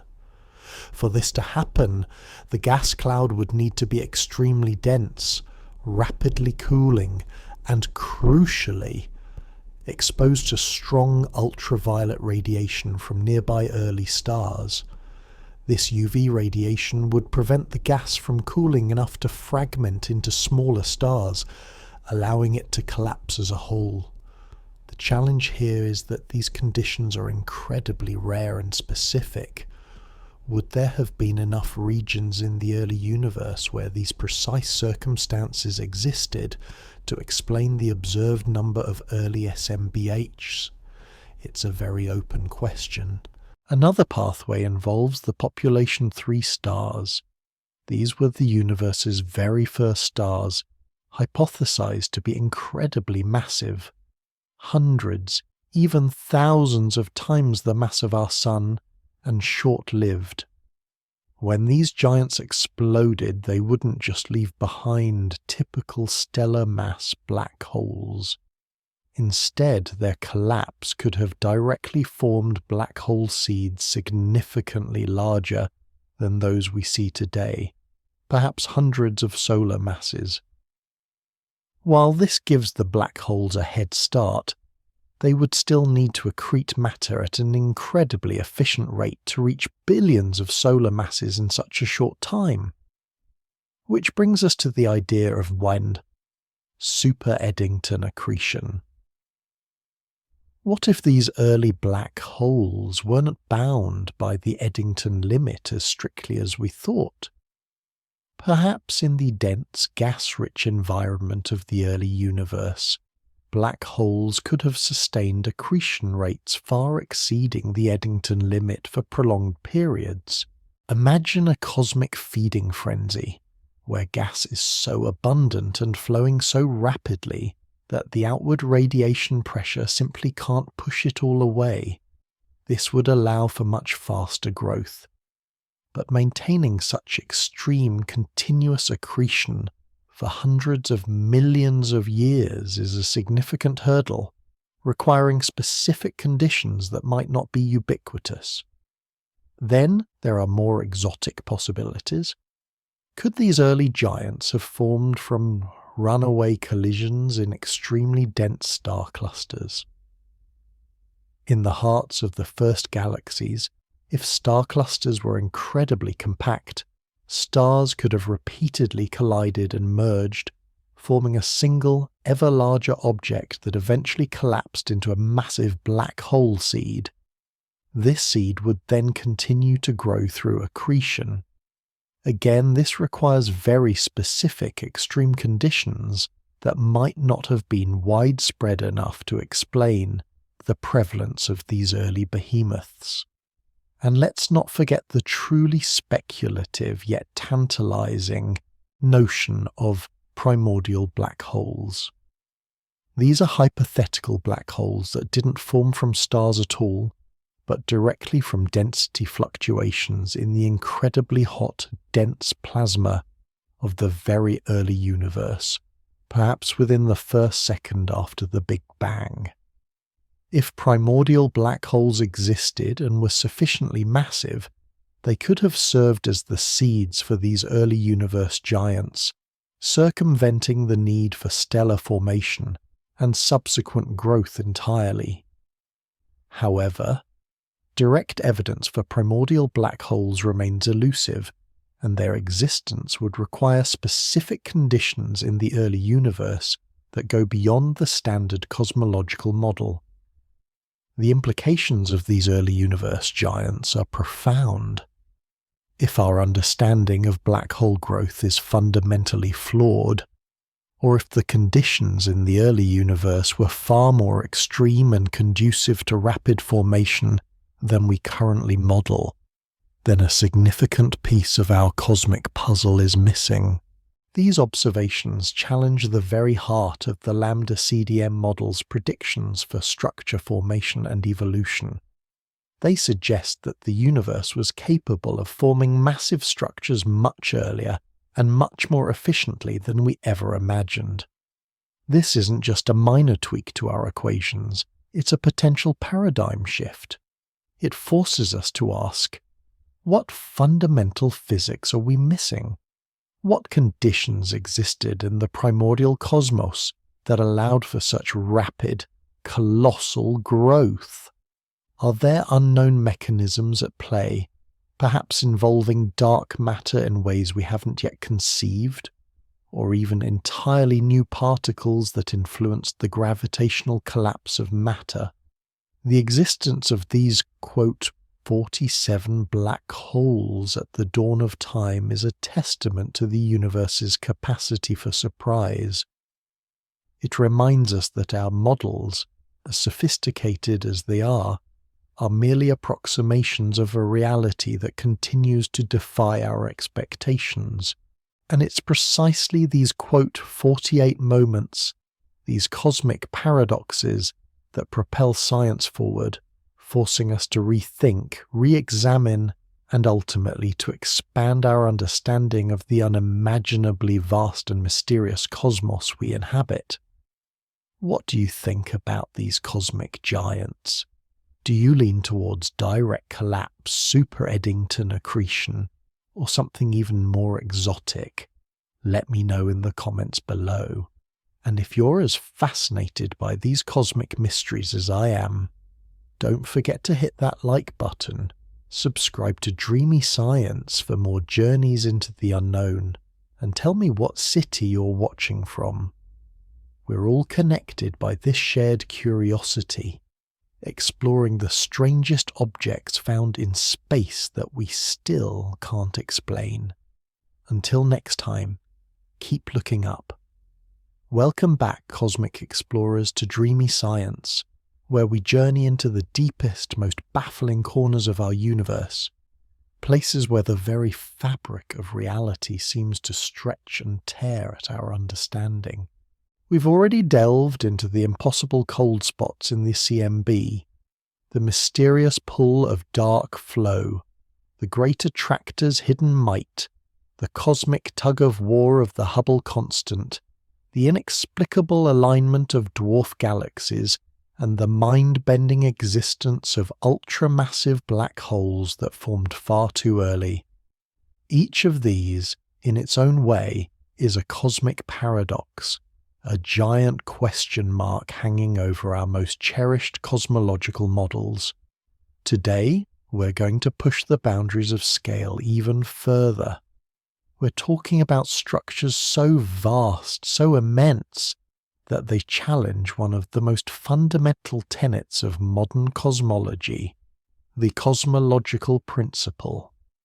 This principle isn't just a fancy phrase, it's the bedrock upon which our entire understanding of the universe is built. It tells us that if you zoom out far enough, far, far beyond individual galaxies, beyond clusters, beyond even superclusters, the universe should look pretty much the same everywhere. It should be homogeneous and isotropic.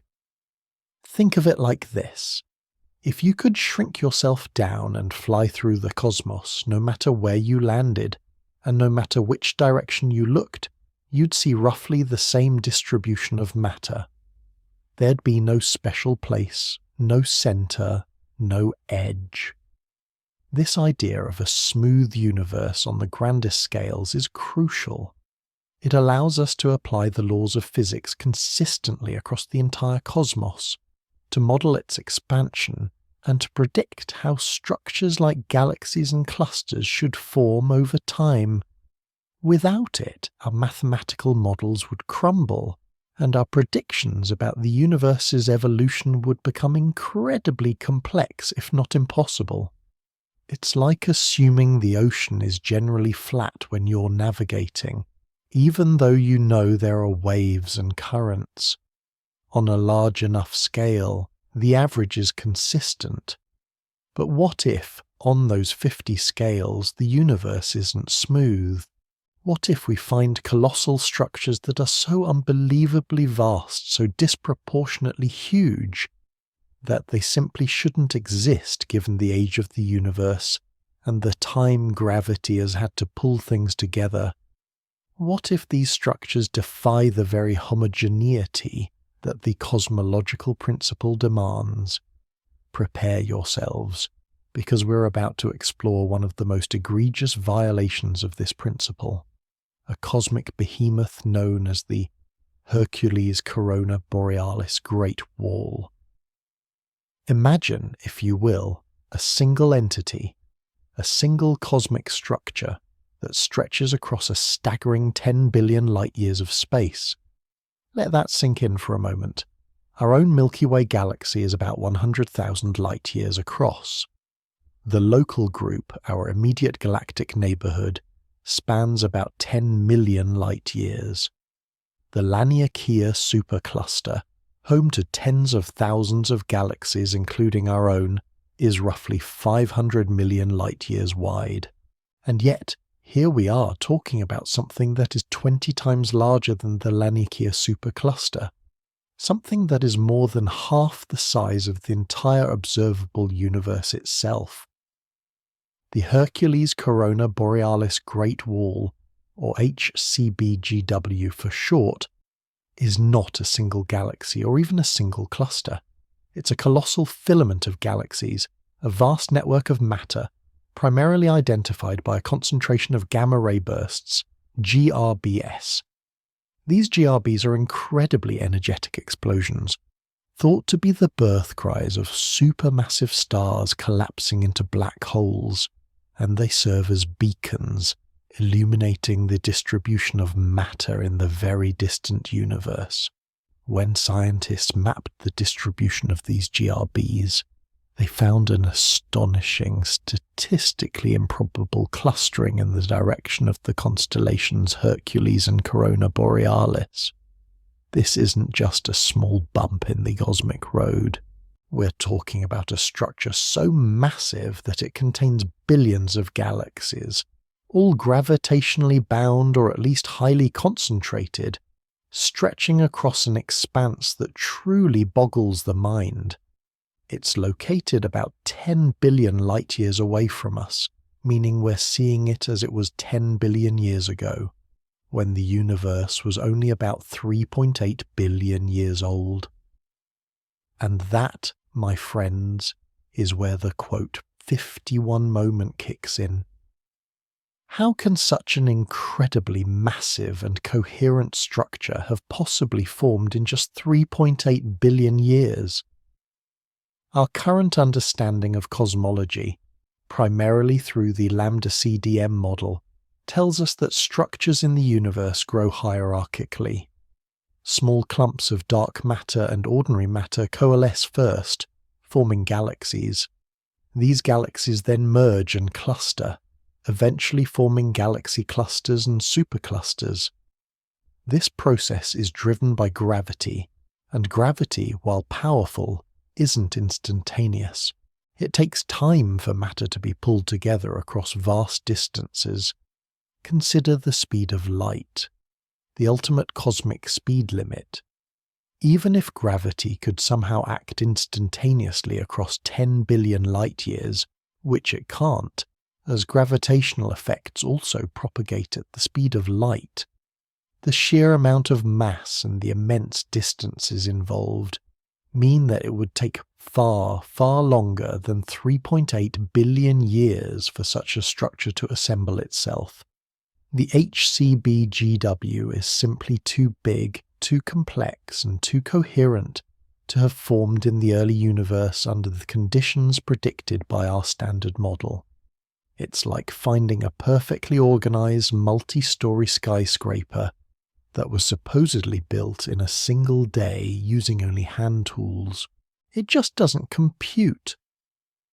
The scale of this structure challenges the very timescale of cosmic evolution.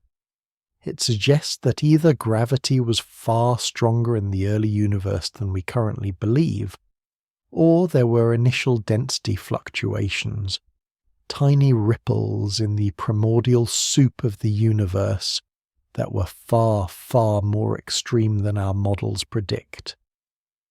And then there's the cosmological principle.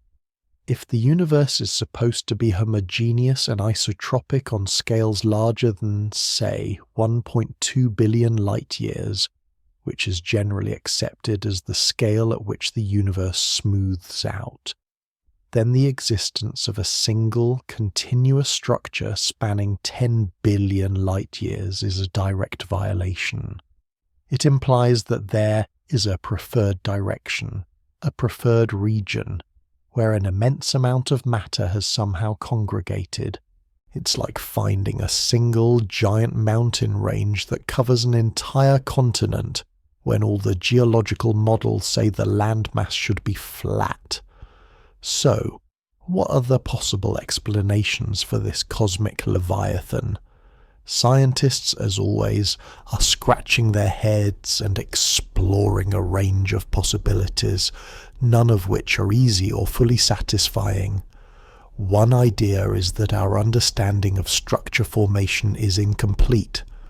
Perhaps there are unknown mechanisms, perhaps related to the nature of dark matter or dark energy, that allowed for the rapid assembly of such a massive structure. Could there have been exotic forms of matter or energy in the early universe that facilitated this incredible growth? Another, more radical possibility is that the cosmological principle itself is flawed, or at least needs refinement. What if the universe isn't perfectly homogeneous on these ultra-large scales? What if there are fundamental anisotropies, or preferred directions that we haven't accounted for? This would have profound implications, as it would mean our current models, which rely so heavily on the universe being statistically uniform, would need a complete overhaul. It could even hint at a universe that is far more complex and structured than we imagine, perhaps even possessing a quote 54 or quote 55 that becomes apparent only on the most colossal scales. Some theories propose that perhaps these concentrations of GRBs aren't truly a single, contiguous structure in the way we're thinking. Maybe it's a projection effect or a series of smaller, unrelated structures that just happen to align in a statistically improbable way from our vantage point. However, the statistical significance of the clustering is incredibly high, making such a random alignment highly unlikely. The data points strongly to a genuine physical connection. Could it be that our understanding of primordial density fluctuations, the tiny quantum ripples from the Big Bang that seeded all future structure, is incorrect? The Standard Model predicts a certain distribution of these fluctuations, but if there were much larger, rarer fluctuations, they could have provided the initial seeds for such gargantuan structures to form. But then, why would those larger fluctuations exist, and why would they be so localized? The Hercules Corona Borealis Great Wall, along with other similar, though slightly smaller, large quasar groups, LQGs, represents a profound challenge to our cosmological paradigm. It pushes the limits of what we believe is possible for structure formation within the age of our universe, and directly questions the fundamental assumption of large-scale cosmic homogeneity. It forces us to ask, is the universe truly smooth on the largest scales, or is it far more lumpy and irregular than we dare to imagine? If the cosmological principle is violated, even in isolated instances, what does that mean for our models of cosmic expansion, the nature of dark energy, and even the very geometry of space-time? These are not easy questions, and the answers are far from clear. But that's the beauty of science, isn't it? It's about confronting the unknown, embracing the anomalies, and letting them guide us to a deeper, more accurate understanding of reality. The Hercules Corona Borealis Great Wall is a silent, distant monument to our cosmic ignorance, a colossal reminder that the universe still holds secrets that can humble even the brightest minds. What do you think, cosmic explorers? How do you reconcile the existence of such an immense structure with our current understanding of the universe? Could it be a sign of new physics, or a fundamental rethinking of the cosmological principle? Let me know your thoughts in the comments below. And if you're as fascinated by these cosmic paradoxes as I am, make sure to hit that like button, subscribe to Dreamy Science, and share this video with anyone who loves a good mystery. Next time, we're going to dive into another mind-bending anomaly that challenges our understanding of the very forces that govern the universe. Until then, keep looking up and keep questioning everything. The universe is waiting for us to unravel its next great secret. Welcome back, dreamy scientists, to a journey that continues to peel back the layers of the universe, revealing an ever stranger reality than we ever dared to imagine. We've traversed the cosmic landscape, from the perplexing cold spot in the CMB and the mysterious pull of dark flow, to the impossible Great Wall and the unsettling tension in the universe's expansion rate. Each anomaly, a cosmic whisper challenging our most fundamental theories, forcing us to ask, what if our understanding is incomplete? What if the universe is far more intricate, more violent, and more profoundly alien than our current models suggest? Today, we're diving into an enigma that truly embodies the title of our series, Strangest Objects Found in Space That We Still Can't Explain. We're talking about phenomena so brief, so powerful, and so utterly enigmatic that for years they were dismissed as mere terrestrial interference or instrument glitches.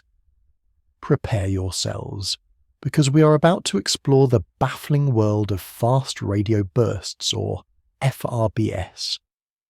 Imagine for a moment that you're sitting in your living room, and suddenly, for a millisecond, a flash of light brighter than the sun erupts from your window. Then, just as quickly, it vanishes, leaving no trace. Now, scale that up to cosmic proportions. We're talking about incredibly powerful millisecond duration bursts of radio waves originating from billions of light years away. These aren't just faint signals. These are events that, in the blink of an eye, can outshine entire galaxies in radio wavelengths. Mind-boggling, right? The story of FRBS began rather serendipitously. In 2007, astronomer Duncan Lorimer and his team were sifting through archival data collected by the Parkes Observatory in Australia, searching for pulsars. Instead, they stumbled upon something entirely new, a single, incredibly bright burst of radio waves that lasted only a few milliseconds. It came from a direction far beyond our Milky Way. This was the first fast radio burst ever detected, now famously known as FRB010621. For years, this lone event was met with skepticism. Could it be a terrestrial signal, a rogue microwave oven, or even a satellite passing overhead? Scientists scratched their heads, unable to find a natural explanation that fit. But then, more started appearing. Over the next decade, more and more FRBs were detected by radio telescopes around the world. What made these bursts so compelling and so utterly mysterious was a characteristic known as quote, 59. Think of it like this. When a radio signal travels through space, it interacts with free electrons in the plasma it encounters. Higher frequency radio waves travel faster through this plasma than lower frequency waves. So, when an FRB arrives at Earth, its lower frequencies arrive slightly later than its higher frequencies. This quote 60 of the signal is the dispersion, and the amount of dispersion directly tells us how much plasma the signal has travelled through. And crucially, it tells us how far away the source is. For FRBs, the dispersion measures were enormous, far too large to originate from within our own galaxy. These signals were undeniably extragalactic, travelling across vast swathes of intergalactic space, crossing billions of light years to reach us. This immediately ruled out most terrestrial or even galactic explanations. We were truly listening to whispers from the cosmic deep, flashes of unfathomable power from the edges of the observable universe. But the mystery only deepened from there. Early FRBs were all, quote, 61, quote. They burst once and were never heard from again. This led to theories involving catastrophic singular events, like the merger of two neutron stars, or a neutron star collapsing into a black hole. These events are incredibly energetic and brief, fitting the FRB profile. However, in 2016, a game changer arrived. FRB 121102. This burst, first detected in 2012, was observed to repeat. It wasn't a single event, it was a recurring phenomenon.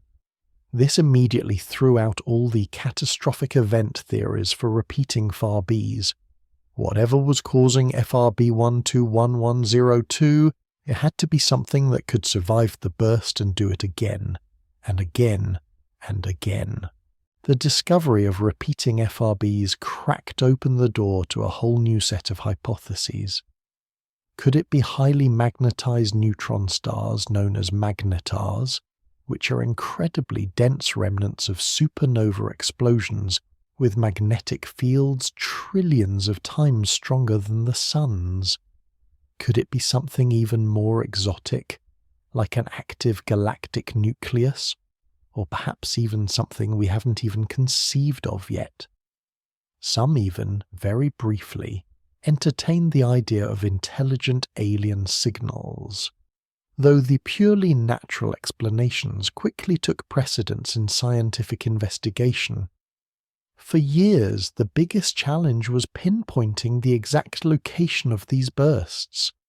Imagine trying to find a single firefly in the entire continental United States, based only on a millisecond flash of light. It's incredibly difficult. But with the advent of advanced radio interferometers, which use multiple telescopes working in unison to achieve extremely high resolution, scientists began to localize FRBs to their host galaxies. And this is where things got even more interesting. In 2020, a monumental breakthrough occurred. For the first time, an FRB was detected originating from within our own Milky Way galaxy. FRB 20200428A came from a known magnetar, SGR 1935 plus 2154, located about 30,000 light-years away in our galaxy. This was a colossal moment. It provided direct evidence that magnetars can produce FRBs. Magnetars are known for their spectacular flares and bursts of X-rays and gamma rays, driven by the snapping and twisting of their incredibly powerful magnetic fields. It's thought that these magnetic field reconfigurations could somehow generate the coherent radio waves we observe as FRBs. So, problem solved, right? Magnetars are the source of all FRBs. Well, not quite. While the magnetar connection is a huge step forward, it's far from the complete picture. The FRB from SGR 1935 plus 2154 was significantly less powerful than the extragalactic FRBs we've observed, by several orders of magnitude. Imagine a firecracker versus a nuclear bomb. While both are explosions, their scale is vastly different. So, while magnetars can produce FRBs, the mechanism might need to be ramped up to extreme levels to explain the most powerful distant bursts. Furthermore, the host galaxies of extragalactic FRBs are incredibly diverse. Some are found in massive spiral galaxies, others in dwarf galaxies, and some even in globular clusters. The environments don't always neatly fit the typical birthplace of magnetars, which are usually associated with massive star supernovae. This suggests that either magnetars can form in a wider variety of environments than we currently understand, or there might be multiple types of FRB sources. Some might be magnetars, but others could be something entirely different. Perhaps even those catastrophic events like neutron star mergers that were initially proposed for the one-off bursts. The fundamental problem also remains. Even if a magnetar is the source, how exactly does it convert its magnetic energy into such incredibly coherent, short-duration radio pulses? We're talking about physics at the absolute extremes, phenomena that push the boundaries of our understanding of plasma physics and electromagnetism. The leading theories involve complex processes within the magnetar's magnetosphere, where intense magnetic fields twist and snap, accelerating particles to relativistic speeds and generating radio waves. But the precise details are still under intense investigation and debate. Beyond the mystery of their origin, FRBS are proving to be invaluable cosmic tools. Because their dispersion measure tells us how much plasma the signal has traversed, they are being used to quote 64 the universe's missing baryonic matter. Remember how we discussed the problem of the missing baryons? The ordinary matter that we expect to see but can't fully account for in stars and galaxies. Much of it is thought to reside in the vast, diffuse, warm-hot intergalactic medium, WIM. FRBS, by puncturing through this invisible cosmic web, are giving us a way to directly measure its density, helping us to finally locate the universe's missing mass. So while we've made incredible strides in understanding these enigmatic flashes, fast radio bursts remain one of the most compelling and active areas of astronomical research. They are a testament to the universe's capacity for surprise, for producing phenomena that challenge our most sophisticated models and push us to rethink what's possible. They are cosmic lighthouses, not only illuminating the extreme physics of their sources, but also acting as probes of the vast, unseen cosmic medium between galaxies. What do you think is truly causing these powerful bursts? Are they all the same phenomenon, or are we witnessing a symphony of different extreme cosmic events? The universe continues to send us these perplexing signals, inviting us to unravel their secrets. Hit that like button if you're as fascinated by these cosmic paradoxes as I am, and let me know in the comments what your favourite Farby theory is, or what city you're watching from. Your curiosity fuels this journey, and together we'll continue to explore the strange, wonderful, and utterly inexplicable objects found in space. Join us next time as we delve into yet another mind-bending cosmic puzzle that makes us question everything we thought we knew. Welcome back, cosmic explorers, to Dreamy Science, where we dive headfirst into the universe's most profound mysteries, those strange objects and phenomena that continue to leave the brightest minds scratching their heads. If you're just joining us, you've stepped into a world where the very fabric of reality seems to whisper secrets, where the known laws of physics are constantly being tested and sometimes spectacularly broken.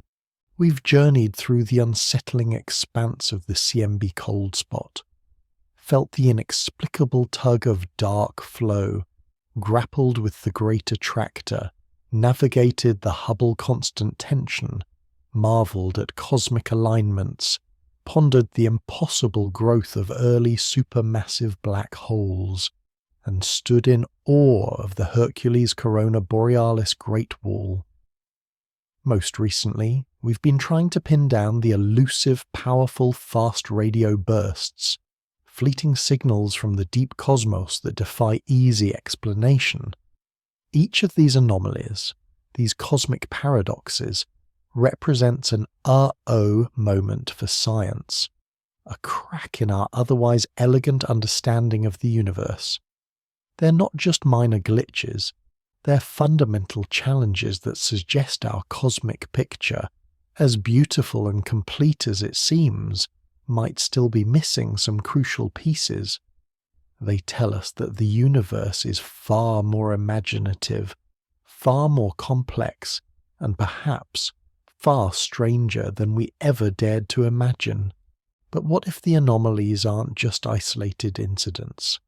What if there's something woven into the very earliest tapestry of the universe, something in its baby pictures that subtly yet profoundly contradicts our most cherished assumptions? Something that suggests the universe isn't quite as uniform or as isotropic as we've always believed? Today, we're going to talk about one of the most unsettling, most profound, and frankly, most evil anomalies ever discovered in the cosmic microwave background. A preferred direction, a cosmic alignment that has been dubbed by some scientists, with a touch of frustrated humour, the axis of evil. Now, before we delve into this particular cosmic conundrum, let's quickly re-anchor ourselves to the cosmic microwave background, or CMB.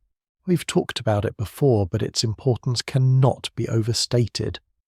Imagine the universe, just 380,000 years after the Big Bang. It's a superheated, opaque plasma, a dense fog of electrons and protons.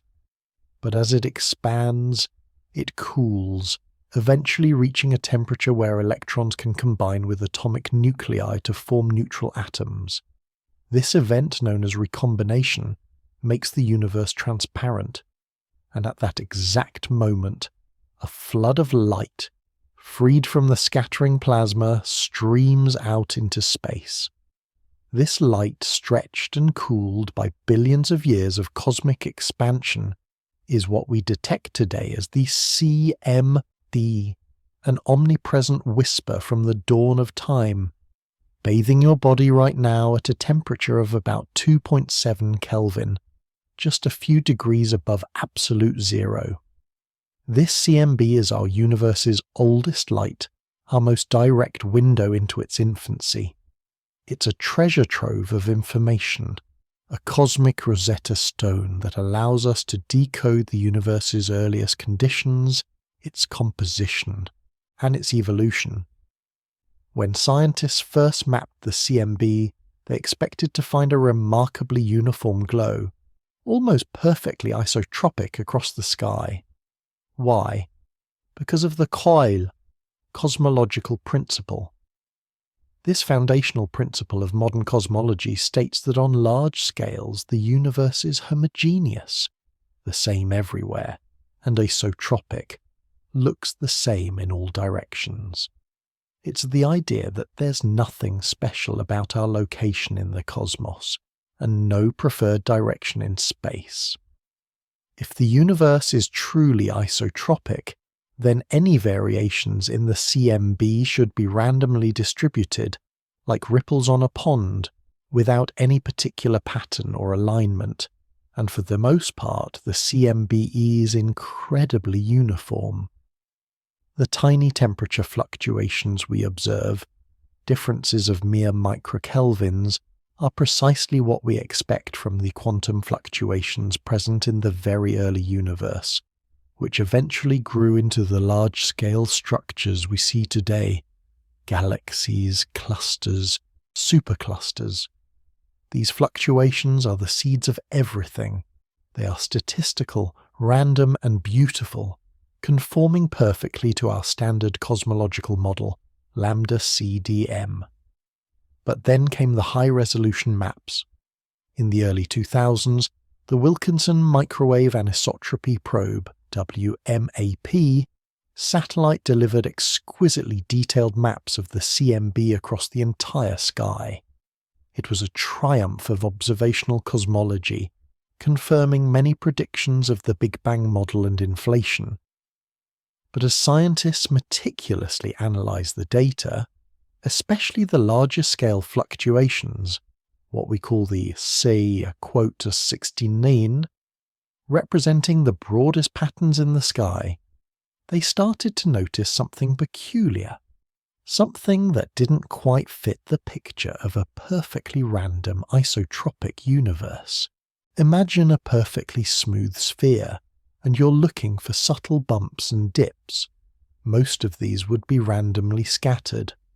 But what WMAP began to reveal was that the largest of these bumps and dips, the most expansive variations in temperature across the entire sky, weren't randomly oriented at all. Instead, they appeared to be aligned along a specific direction, a kind of preferred axis running through the universe. It was as if the cosmic ripples weren't spreading out uniformly in all directions, but were subtly elongated or biased along one particular line. This unexpected alignment of the CMB's larger scale anisotropies was quickly dubbed the axis of evil. Why evil? Because it directly challenges the sacred cosmological principle. It suggests that on the larger scales the universe does have a preferred direction.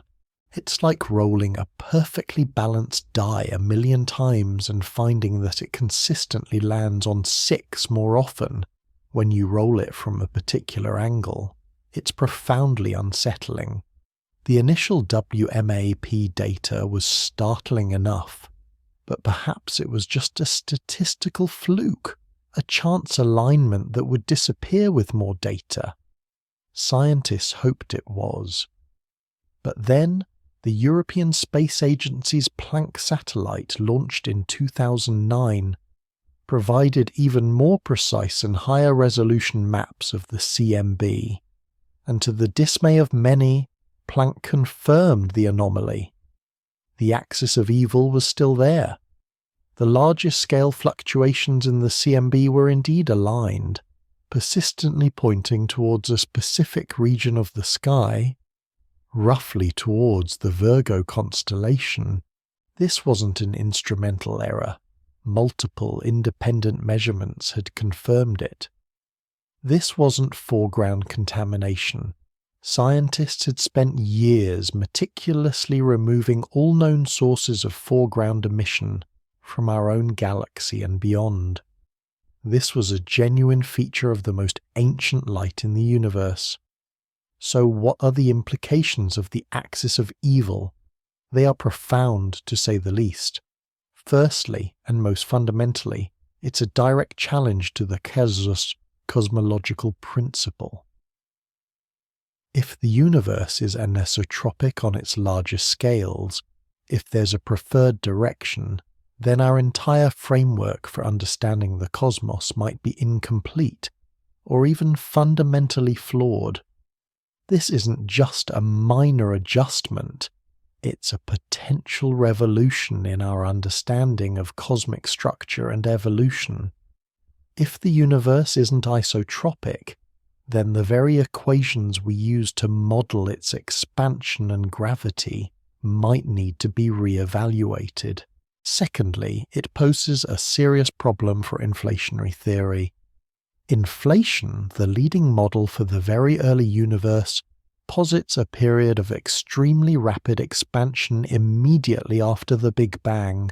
One of inflation's primary successes is its ability to explain why the universe is so incredibly uniform and isotropic, and how it generated the seeds for structure formation through random quantum fluctuations.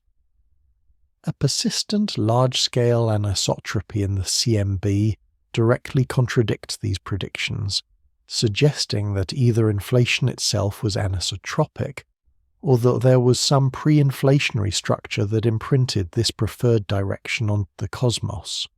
So, what are the possible explanations for this cosmic paradox? 1. A statistical fluke. This is the simplest explanation, but also the least satisfying.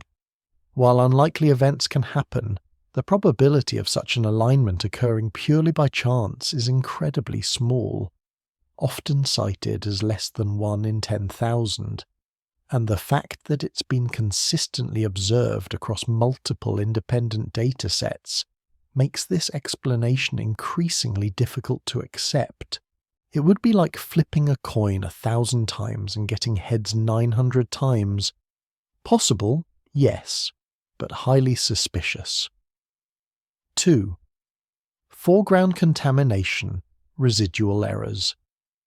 While scientists have gone to extraordinary lengths to remove foreground sources like dust and synchrotron radiation from our own galaxy, some argue that there might be residual, unknown foregrounds or systematic errors in the data analysis that create this apparent alignment.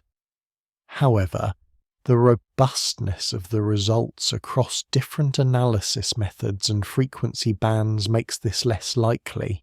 3. Non-trivial topology of the universe. What if the universe isn't simply infinite and flat, but has a finite complex topology? Imagine a universe that wraps around on itself, like a video game screen where objects disappear off one side and reappear on the other. In such a universe, light might travel along different paths and create, quote, 74, quote, or preferred directions in the CMB. Some models of a finite multi-connected universe could potentially explain these large-scale alignments. This would mean the universe is much smaller and stranger than we currently perceive. 4. Anisotropic inflation or pre-inflationary structure. Perhaps the inflationary epoch itself wasn't perfectly isotropic. If inflation had a preferred direction, or if there were some fundamental anisotropy in the universe before inflation, it could leave an imprint on the larger scales of the CMB. This would require a significant revision to our understanding of inflation and the very earliest moments of cosmic history. 5. Interaction with another universe. This is where things get truly speculative and mind-bending. Some theorists have proposed that the axis of evil could be evidence of our universe interacting with another universe, perhaps through a collision or a gravitational influence from a neighbouring bubble universe in a larger multiverse. This interaction could have left a bruise or a preferred direction on our CMB. 6. Modified gravity or dark energy. Could it be that gravity itself, or the mysterious dark energy driving the universe's accelerated expansion, isn't perfectly isotropic on the larger scales? If these fundamental forces have a preferred direction, it could manifest as an alignment in the CMB. This would require a radical overhaul of our understanding of fundamental physics. The axis of evil is one of those anomalies that keeps cosmologists up at night. It's not just a puzzle, it's a conceptual crisis. It strikes at the very heart of the cosmological principle, which underpins almost all of modern cosmology. If the universe isn't isotropic on its larger scales, then our entire cosmic map might need to be redrawn, and our most fundamental assumptions about reality might need to be re-examined. It's a stark reminder that even with our most sophisticated instruments and brilliant minds, the universe still holds secrets that can shake our understanding to its core. The CMB, that ancient light, continues to be a fertile ground for discovery and apparently for profound cosmic paradoxes. What does this preferred direction truly mean? Is it a sign of new physics, a multi-universe, or a strange topology? The answer remains elusive, a tantalizing mystery that beckons us to look deeper, to question harder, and to embrace the awe-inspiring strangeness of our universe. What are your thoughts on the quote 79? Does the idea of a universe with a preferred direction thrill you or unsettle you? Let me know in the comments below what city you're watching from and what your wildest theories are. And if you're as fascinated by these cosmic enigmas as I am, make sure to hit that like button, subscribe to Dreamy Science, and ring that notification bell so you don't miss our next dive into the unexplained. Because the universe, my friends, is far from done surprising us.